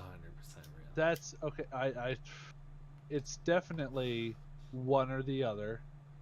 By the way, he started as a real thing, but then he saw that people thought it was funny, so he just does it as a bit now. I mean, it's possible, but like, if you're gonna do it as a bit, say the whole comment. Hit the punchline at least, which he doesn't always do. Oh. So I think I don't watch him. I think he just has like a direct eye to mouth link, and then once his brain catches up, he stops. But yeah, I don't watch Dr. It could totally be a bit. Love it. It could totally be a bit because I think he's smart enough to make it a bit, but maybe his brain doesn't work that way. Well, he's definitely smart. He created that whole character. And people, here's the thing, right? He was around back in the old, like, Machinima days, back when, like, Mr. Sark and Sea Nanners were in Machinima. He was around back then, and everyone hated him. And he's doing the same shit now. He's playing the same character now that he's always played, and now all of a sudden everyone loves him. He hasn't changed a thing, but everyone used to hate him, and now everyone loves him for some reason. I'd say it was probably just the right crowd found him and then spread his name. Could be the case. I don't know. I love the shit out of it. It could be a lot of things. His stream is fantastic. It could be a change of culture. It could be a change of whatever. But I don't like watching tryhards. I prefer watching people who focus on making entertaining content. So, well, that's the thing with him is he's got a combo of both. That's why he really appeals to me, because the way he does things, like I absolutely, it's really funny. Definitely the first time you see it. Well, at least when you're watching him consistently, like he'd play a lot of PUBG back when I was into it, and that's when I really watched him a lot. And when he was like riding on a motorcycle in the game, he would do this sick little transition, and all of a sudden his like face was above like a motorcycle where he was sitting in his chair, and he'd play some like sick music and shit. And I always thought his transitions and the way he like presented the quality of his stream is just top notch. And right, yeah, he still does that exact thing to this day, and it's still great to this day. Oh, he did it with like a commentator booth in a more recent thing. No, he has a Disrespect cast or something, like where he have a podcast. He makes his face sit at a desk when he's dead and commentating his teammates. Oh. Yeah, it's fantastic. Because like he's really good, but he's not as good as the people he plays with. No, he's definitely really good at the games, and that's kind of why I was definitely drawn to him. Like I like to watch better than me gameplay for sure every time. Yeah. That doesn't matter to me at all. So, yeah. So on the same token, me watching like Avoiding the Puddle, he's not the best at anything, at all. Okay, he's good at Tekken. He knows the systems. He's still not the best at Tekken. He's not the best at any game he streams, but he's funny as shit. Yeah, that's what's really important in my opinion. You got to be entertaining. You still gotta be somewhat good. No, you don't. You do not at all. I mean, I feel like the meter has to be higher on one scale than if you're not that good, you have to be really fucking funny. And if you're not that funny and your personality sucks, then you have to really be fucking good at the game. And I like the more middle ground where you're definitely above average at the game, but your personality is great and you have a great quality kind of setup going, and You know, I would so much That'll more eliminate. prefer a comedy act. Like the only reason these monotone, boring fucks ever get famous is because they are autistic at these games and are crazy good at them. But these people aren't even good at games, and they have people watching them play games just because they're so fucking entertaining. And Yep. that's what's good to me. Shroud is really good at games, but he's boring as fuck to listen oh to. yeah, in my opinion. no. To be fair, my like Twitch watching, like I watch a lot of more stuff on YouTube, and you know, to be fair, more than those. Like if I'm gonna sit Highlight down and reels. watch something, I'll watch an anime. But like when I'm watching something instead of streaming myself or going to work, like I'm watching the games that I'm trying to get better at. So I'm trying to emulate success in such a thing. You are on such a disconnect from me and MicSpam then. Yeah, for sure. No, I I know get- that's completely I fair. get discouraged when I see super high level. I don't like to see the fucking cavernous gap between me and the top. That's so discouraging to me because I'm sitting here like, okay, like eventually maybe I could be that good at this game if I want to sink 12 years into it. Mhm. Like That's- I see how it could be encouraging because if they're gonna do it, I could. But like, I have a job. That's fair. I was always a believer of I can. If someone else can do it, then I can definitely do it. Which is fair. No, now that's for like realistic things, you know, like video games of training. It's not like I see this guy, he just broke the world record in long jump. I bet I could do that. No, not in a You million could. years. You no, totally could. I'm too old. you're That's like totally- a that's no, a past genetic life shit. thing and Fats, you're genetics definitely too. no. You definitely need the right genetics for shit. No, Fats is athletic totally shit. short enough to do that. I mean, I could have definitely better than I did if I would have trained harder and better, but I could have trained my entire life in long jump and not been the best in the world at it. Yeah, no, your starting stats do mean a lot. Yeah. Exactly. It's like any Dark Souls That's game. why you re-roll in Dark Souls. But you could say the and same PvP. thing about video games too. You know, maybe your You're not reflexes aren't as Asian, good. so you're not as good. Maybe your eyesight's not very good. Mhm. You can correct your eyesight though. Yeah, I know. I need new glasses. My glasses are good enough. My contacts are perfect. But I my broke glasses- mine like 2 years ago and never replaced them. Your contacts? My glasses.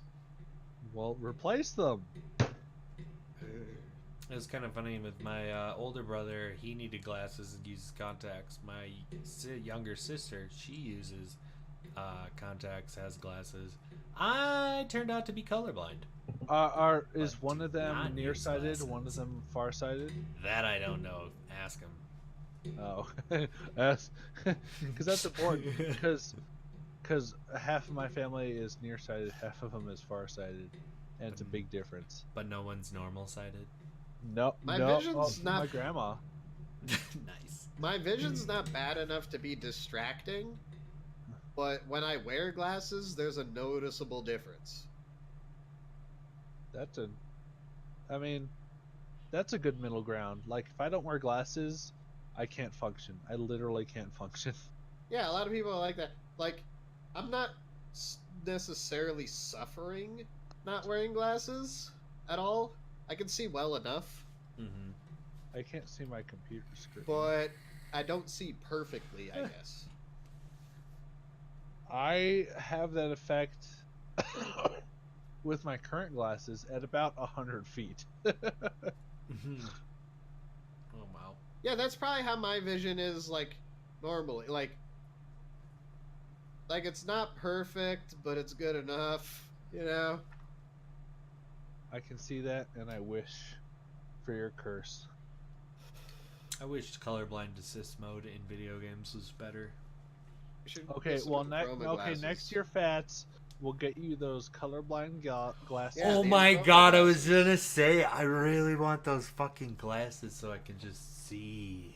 Yeah, don't Okay. worry. We'll throw in for like Christmas or something. And get We'll you- just start like a donation goal in like October or something. No, on don't the even worry. stream. I'll get like me, Roger, Rachel, Corey. We'll all throw in and get you a pair. I just keep forgetting you're colorblind because it doesn't affect you that much. It Like, really I never doesn't. for- But I could never be a forget pilot. because I like to make fun of him. Yeah, no, even with the glasses, you still can't be a pilot, unfortunately. Really, that's bullshit. No, yeah, You didn't- no. you didn't wanna be a One pilot. Uh, of my friends. I is, know, but it's still I don't like things that are impossible. One of my friends is legally blind in one of his eyes, and glasses can technically correct them perfectly, and he still can't be a pilot, which he has dreamed of his entire life. That is a sad story. No, it fucking sucks. See, think of my awesome Stream Deck capability. I could have played Mr. Krabs playing the world's smallest violin. There's gotta be a workaround to that, right? Like you can move to like Colombia, start flying planes there. or some Okay, shit, well, right? yes, probably in some country you could probably become a pilot. You're right. Yeah. You're right. If he wants it that bad, you know. Like He doesn't Fats have the doesn't want to funds, be a though. pilot for. but No, if this not guy at all. wants The it 0%. that bad- I would definitely kill myself. Yeah, but if in a this guy plane. wants to be a pilot, that like, yeah, there's a way to do that if he's serious about it. He doesn't have Fucking, the funds. fucking move to Colombia, buy a house for $4,000. Like he has $4 grand. Yeah, that'll I take mean, a I'm bit. just saying that's what houses. I looked Donation up bar, real estate in Columbia Colombia. trip. I looked up real estate in Colombia. Oh yeah, no, you can buy it. A 5-bedroom That's house what people do. on the beach, $13,000. That's nothing. That is a $100 a year mortgage, or no, $1,000 a year mortgage. That's less than $100 a month. You can rent that out to tourists for $100 a night. Do it. It's a good move. I've been thinking about fucking buying like just buying all real estate down there, Oh, renting it man. out to tourists. Bam. Make that money. Because Colombia is actually, I guess, whatever was going on with it kind of calmed down, so they're getting a lot more tourism down by the beaches now. That's definitely Pretty much good. people who want to party and do cheap cocaine. Snag it up while you can. Yeah, definitely. That's all I've heard about Colombia. Hookers and cocaine. Yeah. I don't know about hookers. That's I definitely mean, they hookers. probably have hookers. They definitely do. But I do know cocaine's $1 a gram. That's pretty cheap. Think if you had 100. Oh my god. Yeah, you could Scarface it. And it's pure uncut from the source. That shit's still wet with the gasoline. Very true. Fucking Colombia. You know the trip I really want to take? What's that? Thailand. Why is that?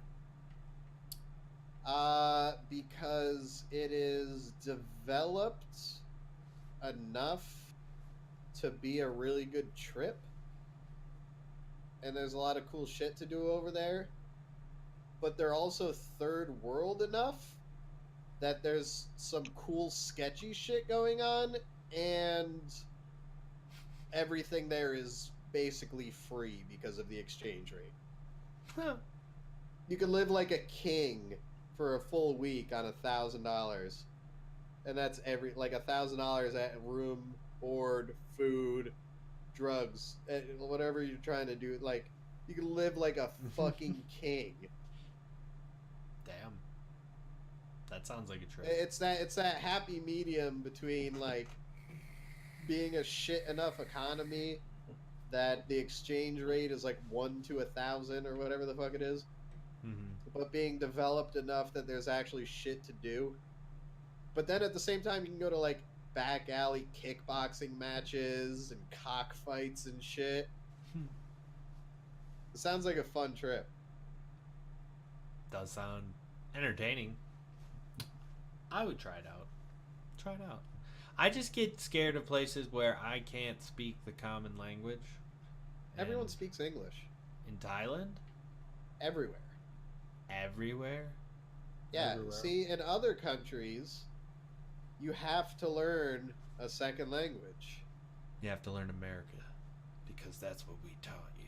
Well, it's most, it's most common to learn English, but, whatever. But, like, secondary language is core curriculum in other countries. Nope. And not not for here, us. because we're American. If you're going to live in America, you better speak American, boy. Speak Americanese. It's best for you. They'll whip you. But other countries, they all know English. They all learn English. That's fair. I'm gonna be that guy who definitely has to stop and take a piss real quick and grab the last beer that's in my fridge. So I'm gonna step Do it. aside for a sec.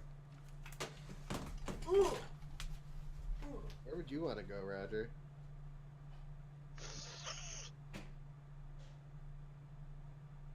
Like just anywhere?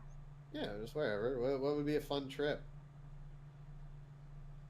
I've literally never left the country. Me neither. My first trip, probably Japan, because See, while I definitely agree with you, looking at it logistically, that's an expensive fucking trip. it would be an expensive trip, but I like rhythm games, and their arcades have the best rhythm games. I believe you. Japan So- would be like a league of its own as far as a trip. Like that's almost like a whole nother. That's almost like stepping into the future. Like walking into Tokyo, you might as well be stepping into the future. It'd be crazy, yeah, but I love music games so much. You have no idea. No, I don't. No, you don't. After that, probably New Zealand, because I also fucking love nature, and New Zealand is so fucking beautiful. You know what I heard is a surprisingly really good trip? What? Mongolia. Oh. Has Fett sent you the Mongolian music we thought No. you'd like? Okay. I know what you're talking about. Don't even send it. Okay. I'm here. What up? What did I miss? No one asked you. Okay. Like, honestly, any Eastern European country. Germany is definitely on my list. I heard Berlin is a great trip. It's like a party city. Oh man. Beyond that, my grandma, a World War II survivor, grew up in Germany on the Austrian border, which is the south end. It sounds beautiful. Germany has a lot of fucking castles, and I love castles. And then you can go to Berlin and party your balls off. Oh man. You would absolutely love my Probably. friend Kevin. He has traveled He through has a lot of castles. He's traveled through a lot of castles. He's traveled through a lot of Europe. He's a history. I don't care about him then. I want to travel to the castles. Well, fuck you. I'm gonna now try and get him on as a guest in the future, and Does he can he- tell me does- about does- all the cool castles you've never been to. Well, that's cool. Does his parents have a lot of money? Fuck him. No, they don't. He saves his money to go on trips. That's all he does. Well, he's cool then, but fuck him still, because he's been there and I haven't. He also would fit in with MicSpam in that he drinks maybe more than I do. Probably That's more than I German. do. I know you drink higher. He drinks better beer than I do, but I think That's he... not hard to do, because you drink the lowest. Wow, Yeah. suck a dick. It's not inaccurate. It's true. Well, it's not a bad thing. God, say it like It's it's not. We're not horrible. necessarily judging you. We're just stating the facts. You know, sometimes I get defensive and I apologize. But Well, either way, sometimes he's you had should some do the crazy same. Euro trips, and he used to have a lot of foreign exchange students live at his house and shit. So he would have some of his Europe friends actually come visit for months. Oh my god, this one guy They were. He had like it was interesting. He had this guy who was straight up from London, and then he had this one guy who was from Madrid, and they both came over, and they were hilarious. Stole all the girls, but they could drink, and it was great.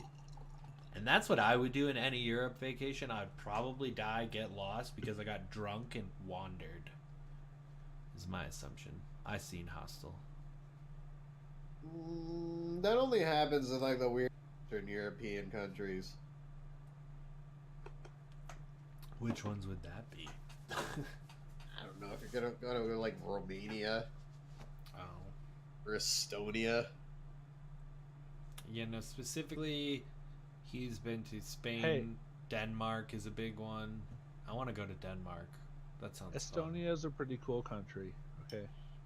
Yeah, I had a friend from Estonia. It's not cool over like. It's He not. told me about advanced, but it's Estonia. Cool. The whole country's like a ghetto. Wow, most. So like Detroit, all of Michigan, really? Yeah. I mean, Hey, have you guys That's ever kinda what been it's to like. Michigan? I've driven through. and listen, this isn't I was from, gonna. Michigan is bigger than Estonia, so. and I mean this isn't from my mouth. This is from a guy who moved, like a kid who moved here from there. Okay. It's not that great over there. Reasonable. And I could definitely see some hostile shit but if you're in fucking Ireland or Scotland or fucking anywhere in the UK or France or wherever, like you're not I gonna wanna run go in. Denmark. Yeah. That's where I would want to go. Denmark and then probably Germany. Why Denmark? Because I would have a friend there that I could stay with. And potentially buy. For me it's Germany, Ireland, and Europe. Ireland would Mine's just Germany. be good. 'cause Germany would be I've- good. I have family. I have lots of fucking family in Germany. Sweet. We're gonna take a Germany trip, and it's gonna be dope. And that's when we're gonna have such a sick stream. Oh my we'll probably God, be on we a could- different platform doing live streams. We could also go to New York. I have a cousin there, and he's fucking loaded. Oh, I'm close to Ooh. New York. Nice. Then we could visit MicSpam too. No, oh, that'd be sick. Oh. Like I've totally thought about. I really hate like pushing myself on others, but he's so nice, and he would totally let me stay with him. Nice. As long He's as we so got plane cool. tickets, we would have the rest of it good. Okay, I'm down. I used to, back when I still talked to my mom, I used to know this girl who babysat me when I was a kid. This really pretty Asian girl. I always liked her as a kid. But she's like from, I don't know what her, I never really got an answer on what her parents did, but they're fucking loaded. And whenever we would take trips to New York every once in a while, and we would stay at her apartment, which I didn't realize, at the time was, it was just like an apartment to me. But looking back on it, that must have been like a fucking $10 million New York apartment. Damn. Like fucking 4-bedroom, 2.5 bath with a balcony, and That she was sounds fucking expensive. loaded. And I wish I hadn't have fallen out of touch with her. But I am still friends with this married lady in England who sent me nudes once. Well, that's Nice. good. Did you send her nudes back? Yeah, for sure. Okay, good. That's the responsible thing That's to do. polite. Yeah, Definitely. reciprocate. I'd have to say I don't think I've ever sent a nude in my life. I What mean, a like- loser. I wouldn't have had to if I could fuck her from across the ocean. What was It's she only like like 12 in your miles D&D away. campaign? What? Nah, I met her on when I was beatboxing on Omegle. She's a beatboxing Omegle. granny. What? What? I'm so Beatboxing lost. loving granny. Oh, okay. Not a she's 27. Whoa. I was under the impression she was like 80. No, what? Why? I don't know. I thought I heard granny or grandma somewhere in there. I said she was married. Oh. Maybe that was it. Married grandma. Once she's locked, she's done. Just kidding. That's horrible. Yeah, yeah. You definitely haven't shown that in the past. But yeah, whatever. Fuck you. Fuck you. God, I wish I had the JoJo thing. God, I wanted to talk about how awesome the stream quality is going to go up because of the Stream Deck. Talk about it. It's fucking sick. I have all these buttons, right? And we're going to go through some of them. I made a sick intro to the stream tab. I'm bored already. Look, it plays my fucking YouTube video, and it's got this fatty I'm bored stream. too, Roger. Fuck you. What, Mike? I'm bored already. Are you bored too? I'm not bored because I bought him this fucking piece of shit. Fuck you! It's awesome. I can switch between all the streams. Like, Basically, I bought Fats what I like.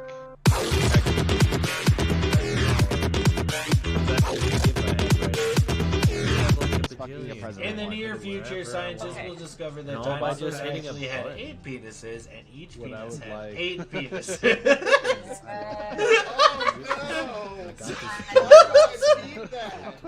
Scientists will discover that dinosaurs actually went extinct because they were all gay. To focus on is the sound. I have to go. I mean, I could easily add sounds. I mean, the JoJo one I fucked up on. To him. Huh? This is my favorite thing. You okay. what? Yeah, Roger died a little bit. I didn't die. What did you said, say?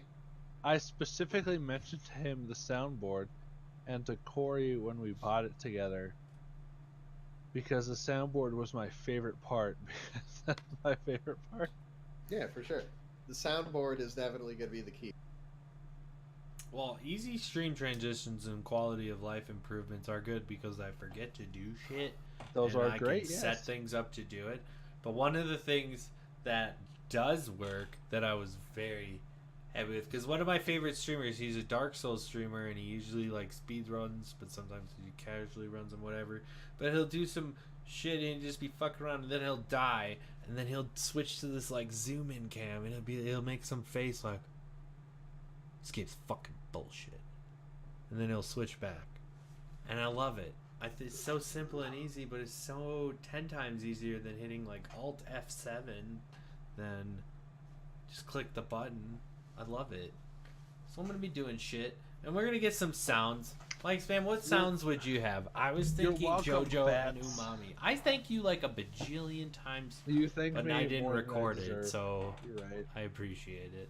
I would just take the soundboard directly from the Your Mom's House podcast. Just take someone I would else's get- shit. I would I'm gonna get take a Try It bunch Out. and take someone's shit. I would get Here's the Deal, Man.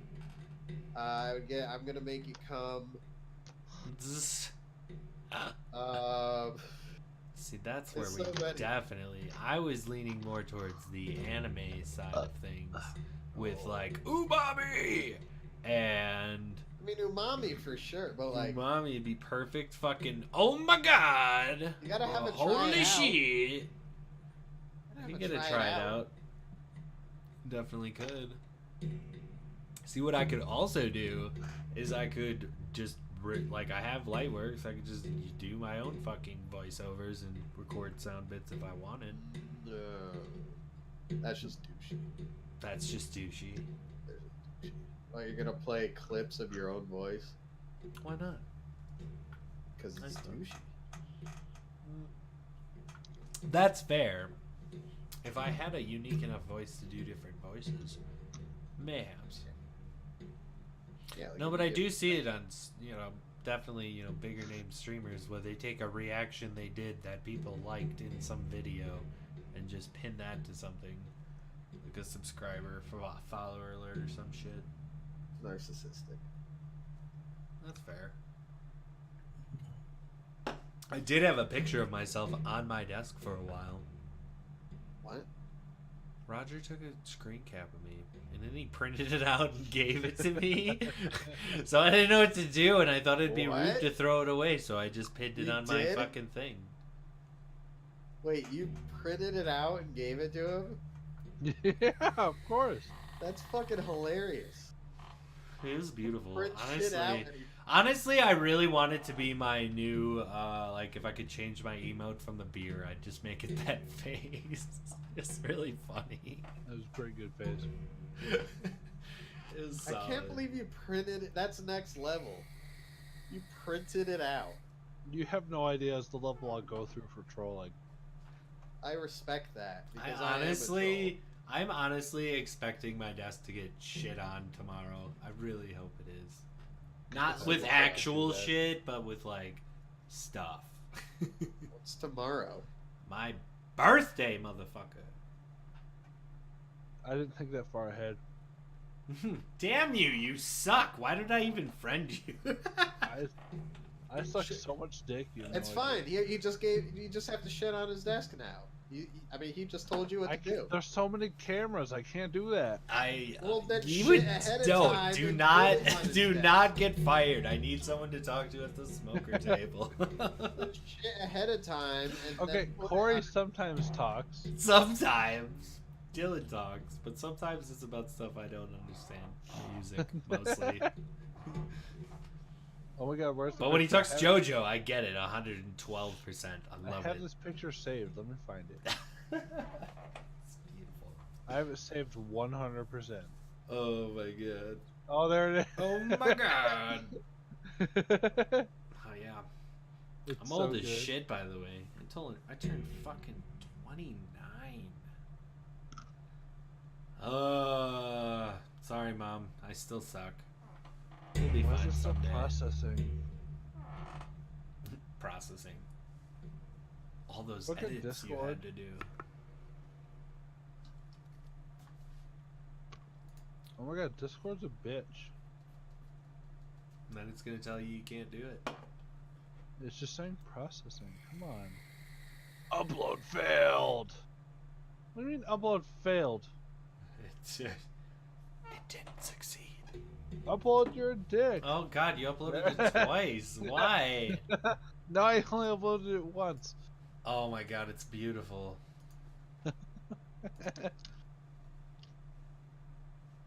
Like that face could be a great emote. How do you describe that emotion? I mean, I'd say it as I was saying it. I'm pretty sure I'm like pondering a Jackbox answer. Like, I think that sucks. Your eyes are barely open. That's how high I definitely was.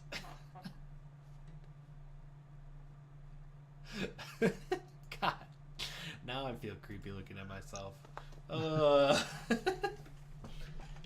But yeah, that was hanging on my cubicle for a while, and then I was like, this is getting creepy. I'm gonna get rid of it. Sorry, Roger. But it was next level, and it was great. And eventually, we're gonna be like Dwight and Jim, except I'm Dwight and you're Dwight, and it's gonna be. I'm great. Dwight. You're definitely Dwight. You're I'm- Dwight. I'm like half Jim, mostly Michael. The Office was overrated. I love that show. Okay, shut But the I fuck up. work in an I've worked in office environments since I was 16. So like I get all of it. That show was lower mid tier at best. Wow, that's a cool story. What do you You think listen of to any the Office, podcasts, Roger? Roger? What? You listen to any podcasts? I listened to. Okay, let me pull them up.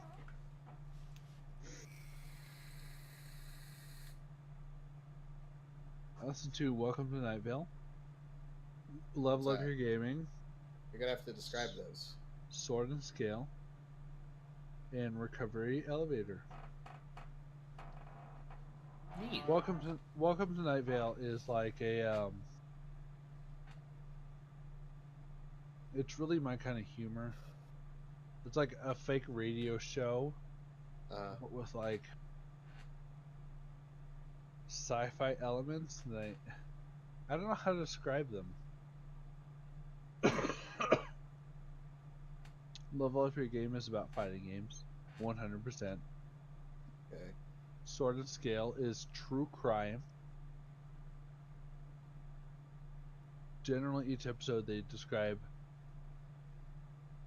one crime event, sometimes multiple, depending on the length of the description taken. And Recovery Elevator Wait, is because what? I'm a fucking drunk. Is that a recovery podcast? Yes. You listen to that? Yes. I'm more lost on the third one. No, but just to be clear, you're not in recovery, correct? Technically, yes. Huh? What do you mean? You drink and get high. In the past 7 days, I have only drank. That's fine. That means you're not in recovery. What? That's not how recovery works. Yeah, Okay. it is. I've been to 2 rehabs. Okay, I lived sorry. in a halfway house. I went to AA meetings for 2 years. And you're not doing so well. I mean, I quit because it was bullshit, and also I'm not an addict. So, recovery is a more broad term than you believe it is. We're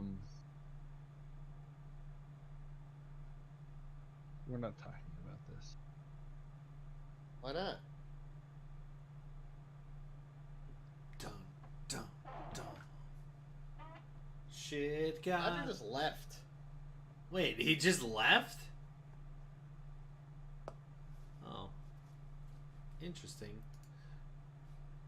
Wonder if his shit disconnected. Very intriguing. I'm still super excited about these stream buttons. So many buttons. So many sounds. Oh, man. I love it.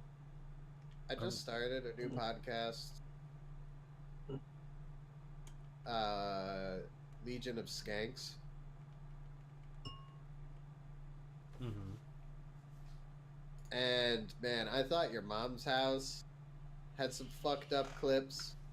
Legion of Skanks takes it to a new level. It's like they just try to be as offensive as humanly possible during their podcast, and I think it's the funniest thing. They want on a whole thing to where like Godzilla in blackface with a fucking afro with a picket. Jeez. That gets raw. I'm definitely not as intense as that. For sure. I've been such a comedy fan for so long that shit that's considered extreme doesn't even faze me anymore. So you gotta get like off the deep end to shock me anymore. Oh yeah. And definitely there's shock effects in comedy. I don't know, it's hard to describe what I like in comedy. It's a like Roger was almost hinting at, it is a much broader term.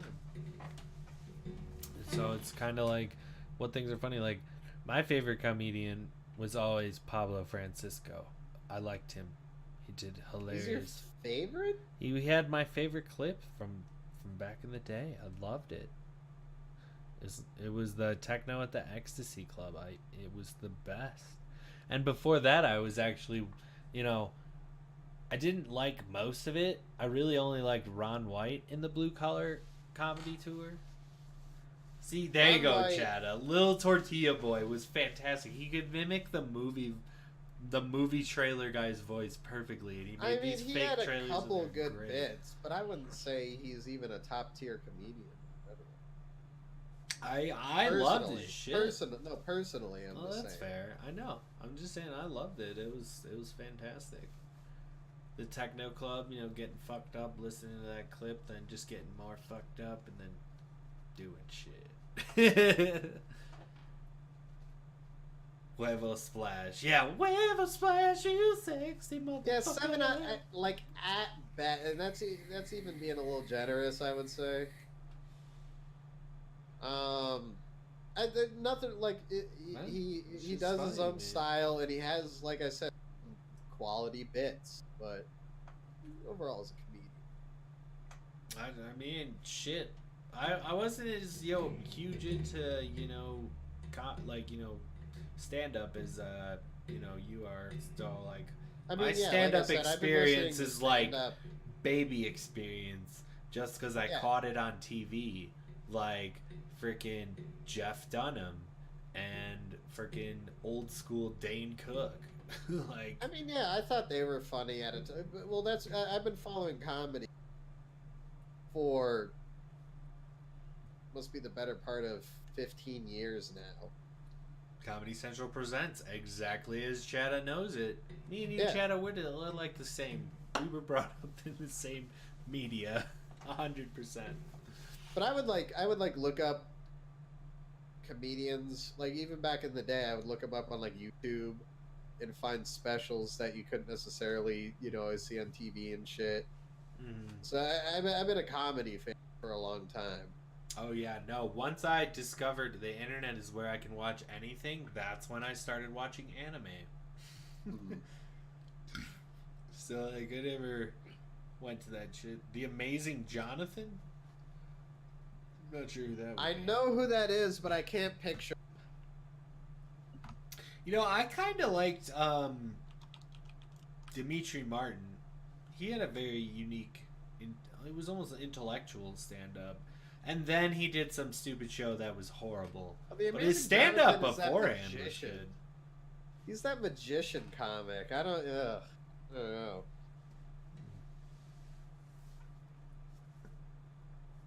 Yeah, I don't know about the Amazing Jonathan. Magic is always amazing, though. I love it. Penn and Teller is one of my hot jams. Yeah, I'm a Magic fan, but I don't think Magic and stand-up comedy should cross. I don't. I mean, Magic can be funny and make a good act. It's corny. It can still be funny. I'm more of a comedy purist. I like the substance more. Favorite stand-ups are definitely, Doug Stanhope, Bill Burr. You brought up Ron White. Ron White is fucking leaps and bounds better than anyone he was on that tour with. Oh, 100%. His shit was 20 times better. And he was an opener on that tour. Is the fucked up part. Oh. He was an opener on that tour, and if you ask any comedian, because I listen to a lot of different comedians' podcasts. If you ask any comedian, they won't even bring up anyone else from that tour in conversation. But Ron White is fucking amazing. Oh, I loved his bits with his. But have you ever seen, logo. Forget the fucking redneck whatever tour, blue collar or whatever. Have you ever seen any of his specials, any of his solo shit? I think I saw one, and it was absolutely amazing. Basically the redneck comedy tour, he basically took bits from his own shit and did it. So yeah, I know I definitely watched 100% Ron White stand-up, and it was the funniest fucking thing. He's so fucking good. Oh. And he just tells stories, really. He does, and that's, a lot of the way that I've designed my humor around now is kind of just, I've always ended up being the brunt of the joke, Like I did something funny, so everyone tells stories about how I did funny. Like my fucking friend used to tell me he would tell stories about me to pick up chicks at bars, and it would work every time because they were so funny. But they were real, so it was so easy to tell. It's like I was there. I saw the naked man slapping my friend across the face as he passed out into the bathroom covered in shit. I've been. Yeah, sometimes real life is funnier than anything you could really make up. Yeah, Chad, I'm a huge Tom Segura fan. Is good. I'm a huge Tom Segura fan. I listen to your Mom's House podcast religiously every week. With him and his wife. His wife is also fucking hilarious, Christina Pajitsky. Fucking hilarious. The only female comic who I can say is legitimately funny. And that's not a sexist thing. It's just objective. Female comics are not that funny. I'll say it. You can hate me for it. It's true. But she is legitimately funny, and Tom Segura is amazing. I like everyone from the original Death Squad crew, the Joe Rogans, Ari Shafirs, Bert Kreischer's, Tom Segura's. And then there's I mean, my favorite of all time is Doug Stanhope. Maybe I can bring up a clip of him. I actually have a, this kind of brought up an interesting, question in general.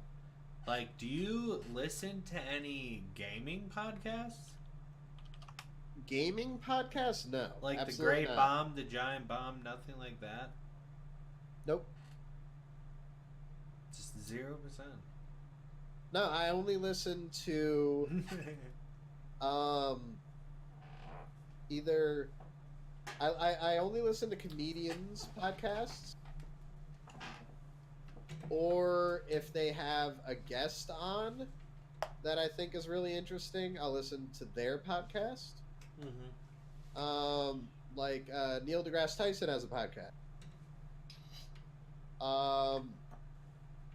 Dr. Drew has now a spin-off show from Your Mom's House that he does, where he talks to comedians, kind of gives them a psychological exam almost, and then they do questions from the audience and watch clips and shit. And it's super funny just because it's Dr. Drew. It's funny to see a legitimate doctor in that sort of scenario, where it's like a super ridiculous, non-serious scenario that a doctor has no business being in. That's fair. But yeah, just comedians, they think like I think. I don't know. I relate to their way of thinking. I'd rather I'll just do shit that I know is gonna go wrong just because I know it's gonna be a good story.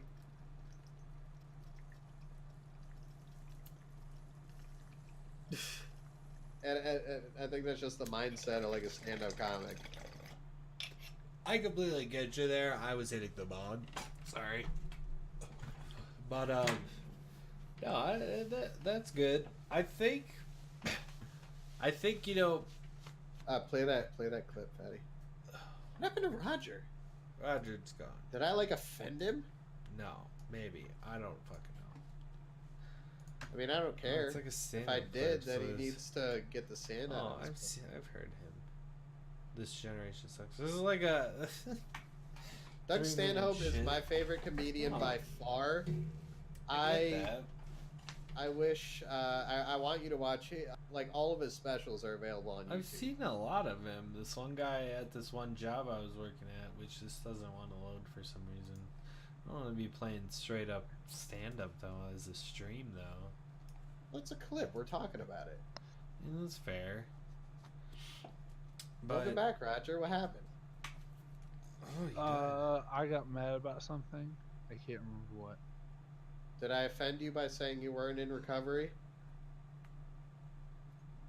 That was exactly it. Okay. Why did you bring that up? Now he's gone. Bye, Felicia. Roger, do you listen to any I mean, gaming I'm sorry, but I'm podcasts? kind of not. Or you actually said you listen. No, you said you. Okay, it was the fact that you argued about the definition of recovery.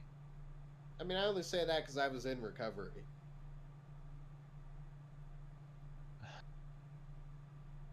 We don't Yeah. need to define recovery.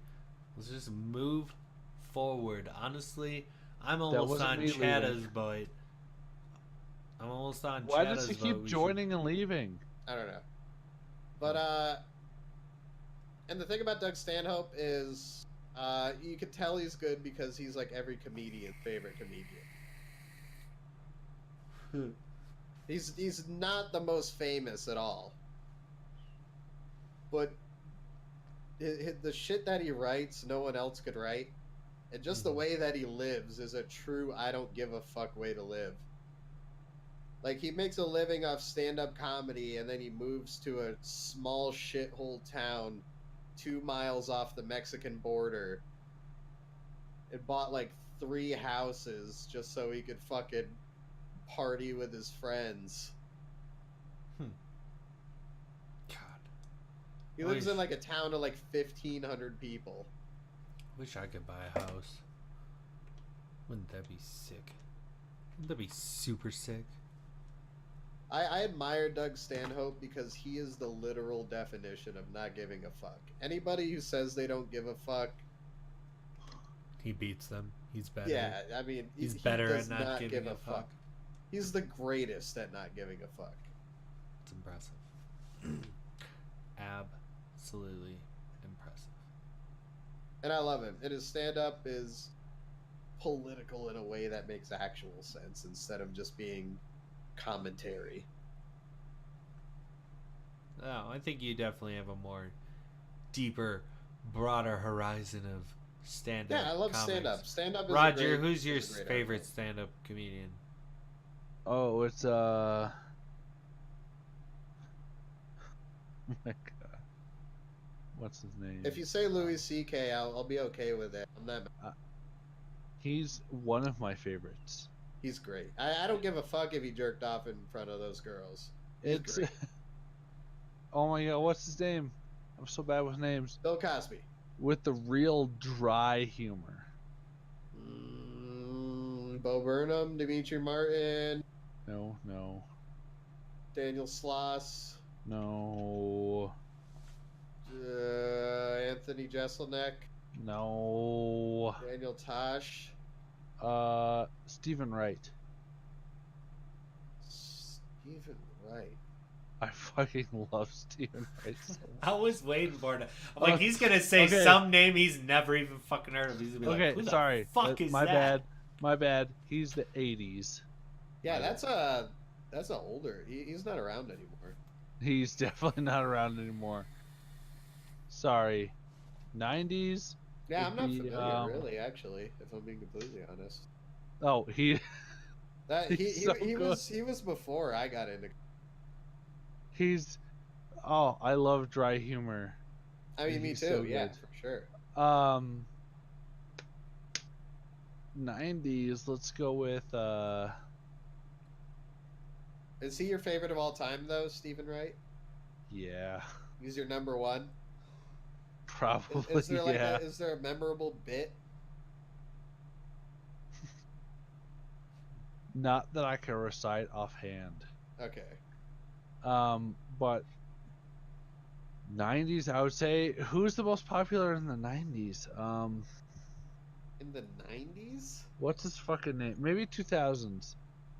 Cat Williams. I mean, at that point, you're getting into like late 90s, early 2000s. You're getting into like the Dave Chappelle's and the Louis C.K.'s. Oh, what's his name? The white guy who's really popular. The white guy who's really popular. Yeah, the white guy is really popular. The fat guy? He's not a dead. No, not the fat guy. Give me hints. Come on, 20 questions. Larry the Cable Guy. Give me a hint.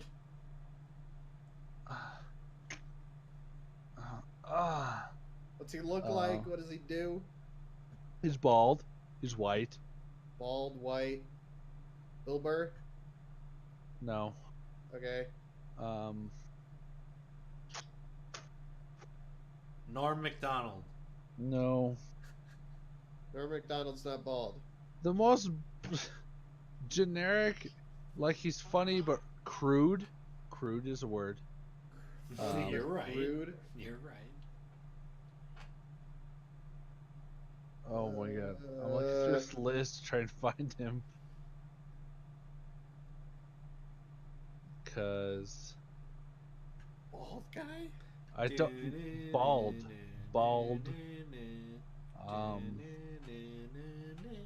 Is he not bald? I swear to god he's bald.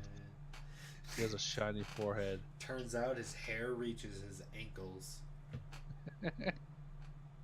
90s, oh my god, maybe. Maybe it did. No, his hair would be super short or bald. You're wrong.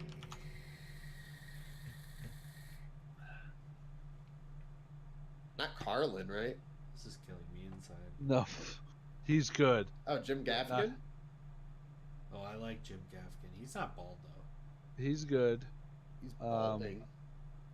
I don't love Jim Gaffigan, but he's as far as like clean the comics go. Is the guy I'm thinking of so far behind? I'm so mad. I'm trying to think of everyone I can think of, and I know a lot of stand-up comedians. I'm Louis probably Black? wrong on my description. Black? He's not black. No, Lewis Black. No. No. God, if he's not bald, I'll be so mad. Fucking Sam Kinison? He might be. He's older though. He's like 80. Okay, he can't be bald because he's not on this list. I'm fucking retarded. It doesn't matter. Who cares what my favorite comedian is? What does he do? Can you name a bit? No, he's just really funny. No, it's honestly, it feels like it's Louis C.K., but I know it's not Louis C.K. It's making me mad. You gotta know the bit. Any bit? Any joke? Yo mama's so fat. She fat. Boom. Nailed her.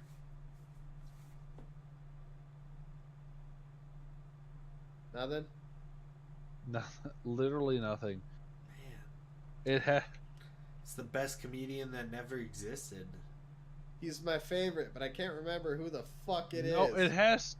Okay. Top 10 best comedian in the world. I'm gonna go with Louis C.K., even though it's not him, but it probably is because my memory's terrible.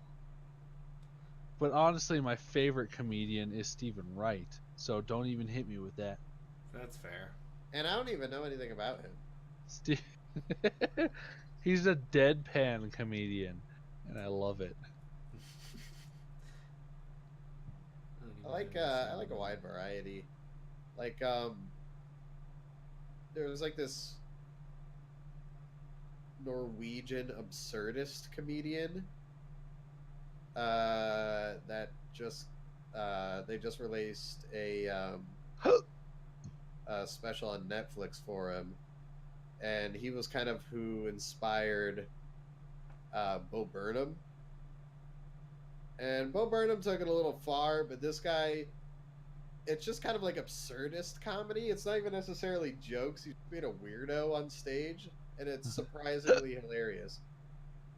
So I have a pretty wide range of what I like. It's just got to be quality. Definitely fair. Definitely fair. Well, what do you boys say we wrap this up and hop on some Realm with Shada? Okay, was Louis a little late for me. Was Louis C.K. the guy who recently got accused of sexual harassment? Uh-huh. Yep. Okay, it's probably Louis C.K. I'm so confused. I'm lost. Fantastic. I mean, yeah, he's for sure one of the best comedians of all time. Okay, my favorite is still Stephen Wright, but Louis C.K. I swear his name wasn't Louis C.K., but it's probably him. Lewis Clark. No, I don't know. Lewis Clark. Louis C.K. I'm not mad at him, man. I don't think don't know. I don't think he did anything really. I'm right. I'm mad at him because assaulting women is bad, but like Even he's still assault, funny. I mean, He whipped out his dick after he asked. Yeah, he asked, and they agreed technically. Yeah. Which, it's a weird situation. Like, Never play your dick. if you From ask a strangers girl if you're a if you want, celebrity. if they want to see your dick, and they're like, yeah, like yeah, they technically said yeah, okay. Legally, you're in the good. Yeah, but if you're a chunky, balding redhead, you'll take that tentative yeah. No, yes, because it was legally a yeah. Yeah, I mean, come on now. So it's a weird situation. I don't know if you get like a couple months before that, we found out fucking Bill Cosby raped like 60 people. Okay, comparisons are irrelevant. It's not really irrelevant because they Okay, treated well, him the same. I punched the He guy. got fired and raped, from everything. I punched the guy and raped him in the ass is technically different than I punched the guy, but that doesn't mean you didn't punch the guy. Okay. I think the thing he's most guilty of is maybe making someone slightly uncomfortable. No, it's not slightly Which- uncomfortable. He was abusing his position within the environment because the people he, what's the word? The people he, Flashed. yeah, Jerked flashed. off in front of. The people he Jerked extended off in that front of. invite to were within that situation. Okay, but what about like Sarah Silverman was one of them. She was like, "Yeah, whatever." He jerked off in front of me. Okay. If I walk up to two women in public and one of them is totally okay with me jacking off in front of them for whatever reason, the other one is a normal human being and isn't comfortable with it, that doesn't mean the one who is uncomfortable with it is wrong. Fair. I don't think that's what was in his mind though. No, it doesn't He's matter not what's like- it doesn't matter what's in his mind. But it does though, because he goes, "Can I jerk off in front of you?" And they say, now in their mind they're like, "Well, this might help my career," and you know he's more powerful. But in his mind, he's just like, "Can I jerk off in front of you?" Yes, okay. Right, okay. Legally, yes. It those two situations don't matter. You're right. Morally, like what's they in do their matter. mind. What's in their mind doesn't necessarily describe his intent. He might not have been throwing his weight around like intentionally. That just might have been how they were taking it and saying yes even though they were uncomfortable. But they said yes. It's their fault. It made you uncomfortable, Okay. sure, but you said yes. Say, If you walk up to me and say, "Can I drag my balls across your forehead?" and I'm like, "Sure," and then I'm not cool with it, I said yes. That's my fault. okay. You're right in the first half in that they could have said no. You're wrong in the second half in saying that's their fault because Law. Oh, no, laws. like no, not even law. Like they could have been trained to think that way because of society, and that makes it not their fault. Bullshit. That's bullshit. Like, That's a bullshit women are argument. women in society are trained to think a certain way. Because they think that way doesn't make it their fault. Like, I have a certain friend who likes to wear short skirts. Oh, well, I grabbed her ass because her ass was hanging out because of her skirt length. That's She not the obviously same wanted. thing. She That is obviously wanted to assault. show it off. No, so that's why? assault. That is assault. That's totally different. That is assault. That is looking at a person and going, "Okay, I'm gonna grab your ass because you seem like you want it. But if I walked up to her and go, "Can I grab your ass?" and she goes, I guess. Then You that's would still fine. do it? Yeah, then that's fine. Okay. Mm.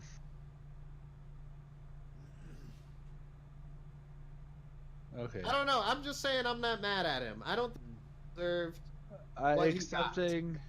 I think he should have maybe apologized to the women that he made uncomfortable. He did. He made did. amends to them. He 100% apologized. Should it have ruined his career? Absolutely not. No, because he admitted his mistake. Yeah. But should it have ruined his career? No, absolutely not. He shouldn't have gotten the outrage. He didn't deserve the outrage that he received. He did something that was, sure, it was a little creepy, but not technically wrong. And he apologized and made amends for it, for the people that he made it uncomfortable. But he was crucified for it.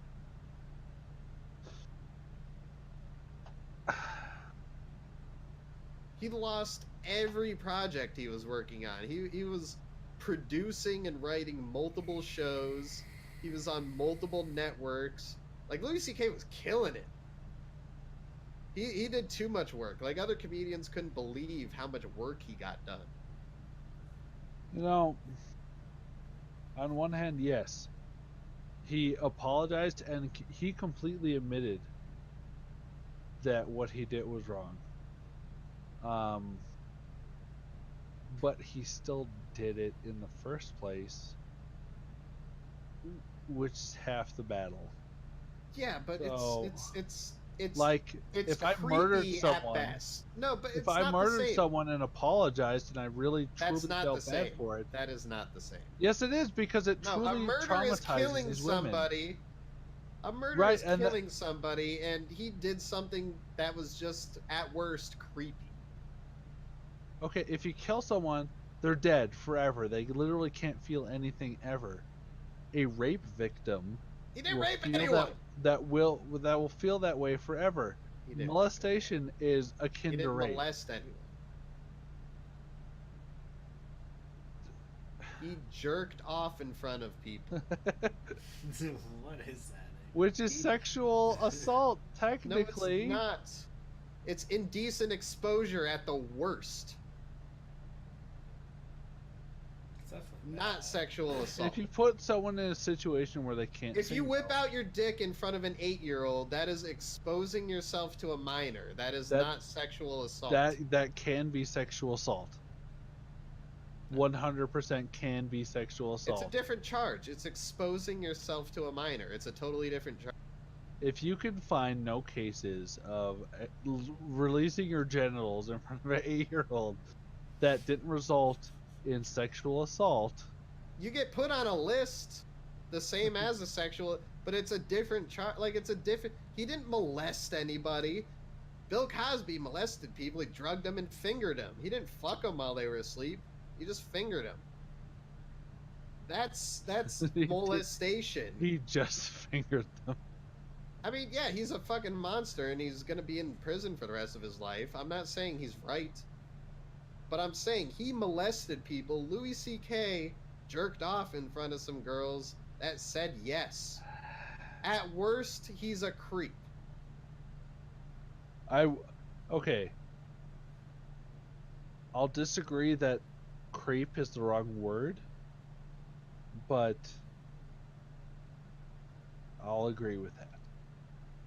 I mean, come on now. Like, it's all a perspective thing. He's not a creep. I mean, he's that much was- worse than a creep.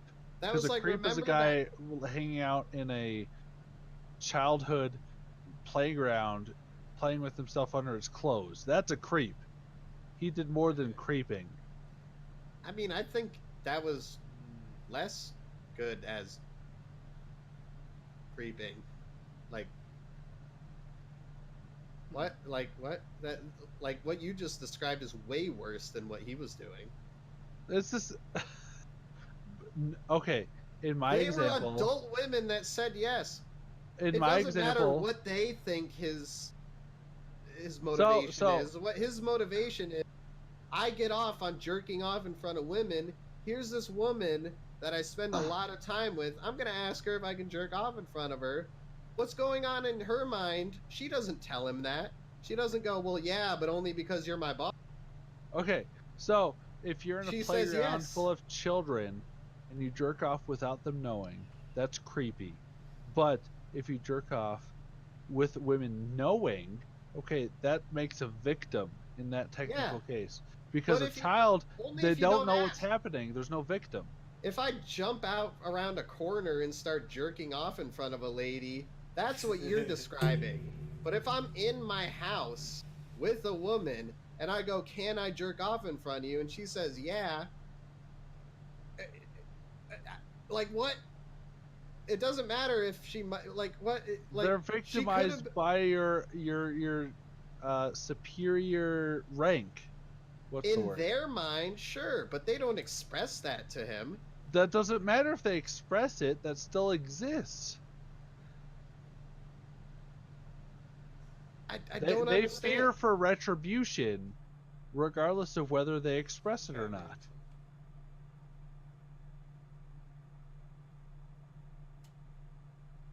I don't think. I mean, I think we're gonna have to agree to disagree.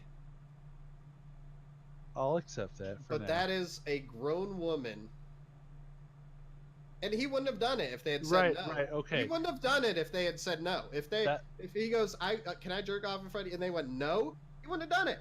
That's true. As Am far I as I'm wrong? He aware, wouldn't have done as it. far as he said, I And do as far believe as him. anyone That's true. who even called him out said, they No, asked and they said yes. He explicitly said that, yes. So I can't doubt him because there's no evidence to the contrary. Right. You're right. So that is an adult woman who gave consent. Now, Oh man, we're back after in it. he I fit- thought after- we agreed after to he disagree. found out- We agreed Fats, to no one disagree. asked you. after he found out that they were uncomfortable with the situation, he felt bad about it and made an apology. But Correct. did he not say After- that he didn't know that during the time? You know, During the time, it seemed like an adult woman giving consent to him, did it not?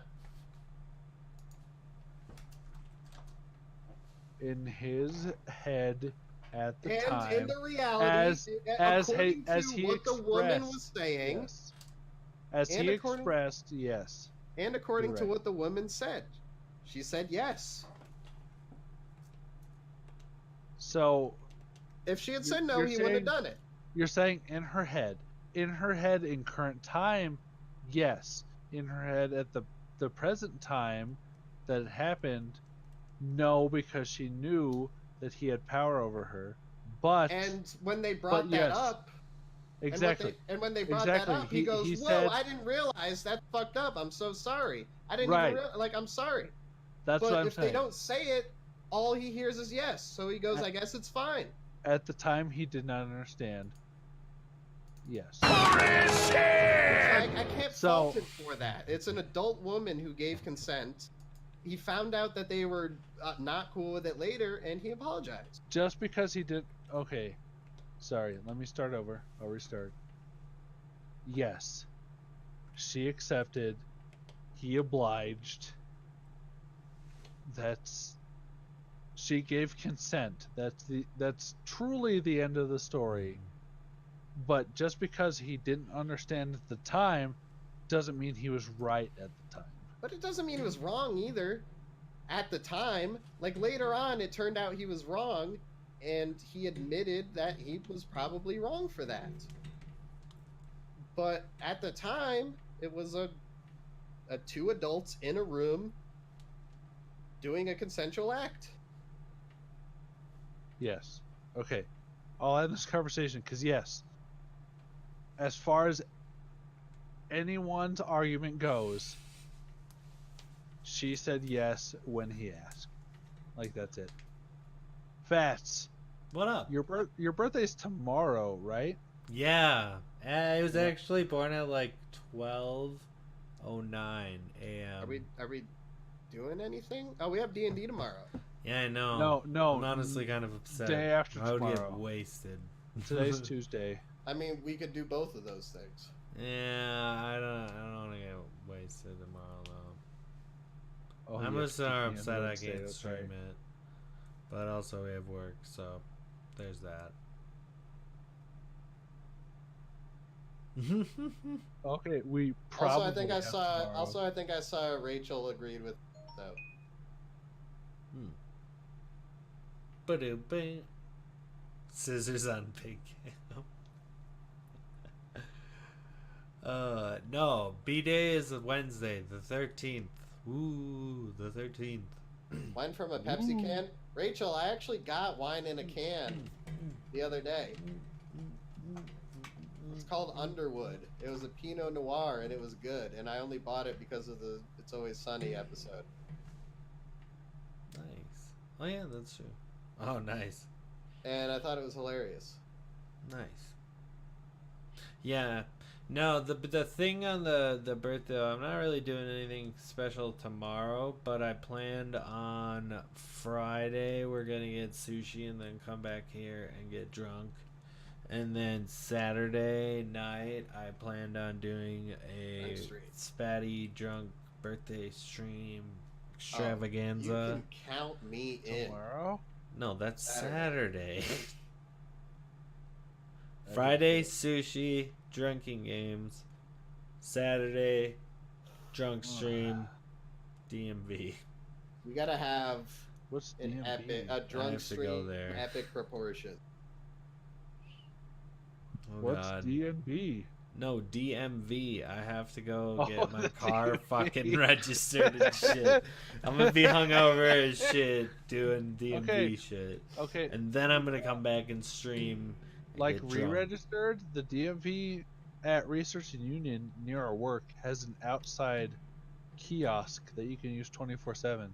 Yeah, I've never registered my car since being here. Which I'm is sorry, wrong. what? Exactly. So I gotta do Okay. that. So it's gonna be fun hungover Saturday at the DMV, and then it's gonna be a fun. The best way to detox is to retox and drunk stream. Yay! And then Sunday's gonna suck balls, and I'm just gonna lie in bed and watch anime. God, please let me suck your balls. I will be very drunk this weekend, so if you're there, I'll let you know. You better. You're just like Louis C.K. You're gonna take advantage of him while he's drunk. Yeah. Yeah, and then I'm gonna Yeah. fucking put you in prison. Your fucking career's over. Oh Your my career's god. over, Roger. It's been a goddamn podcast. Guys, we're out of this bitch. My name's Fats. And I'm MicSpam. And I'm Roger. Creepy ass Roger. Later, peoples.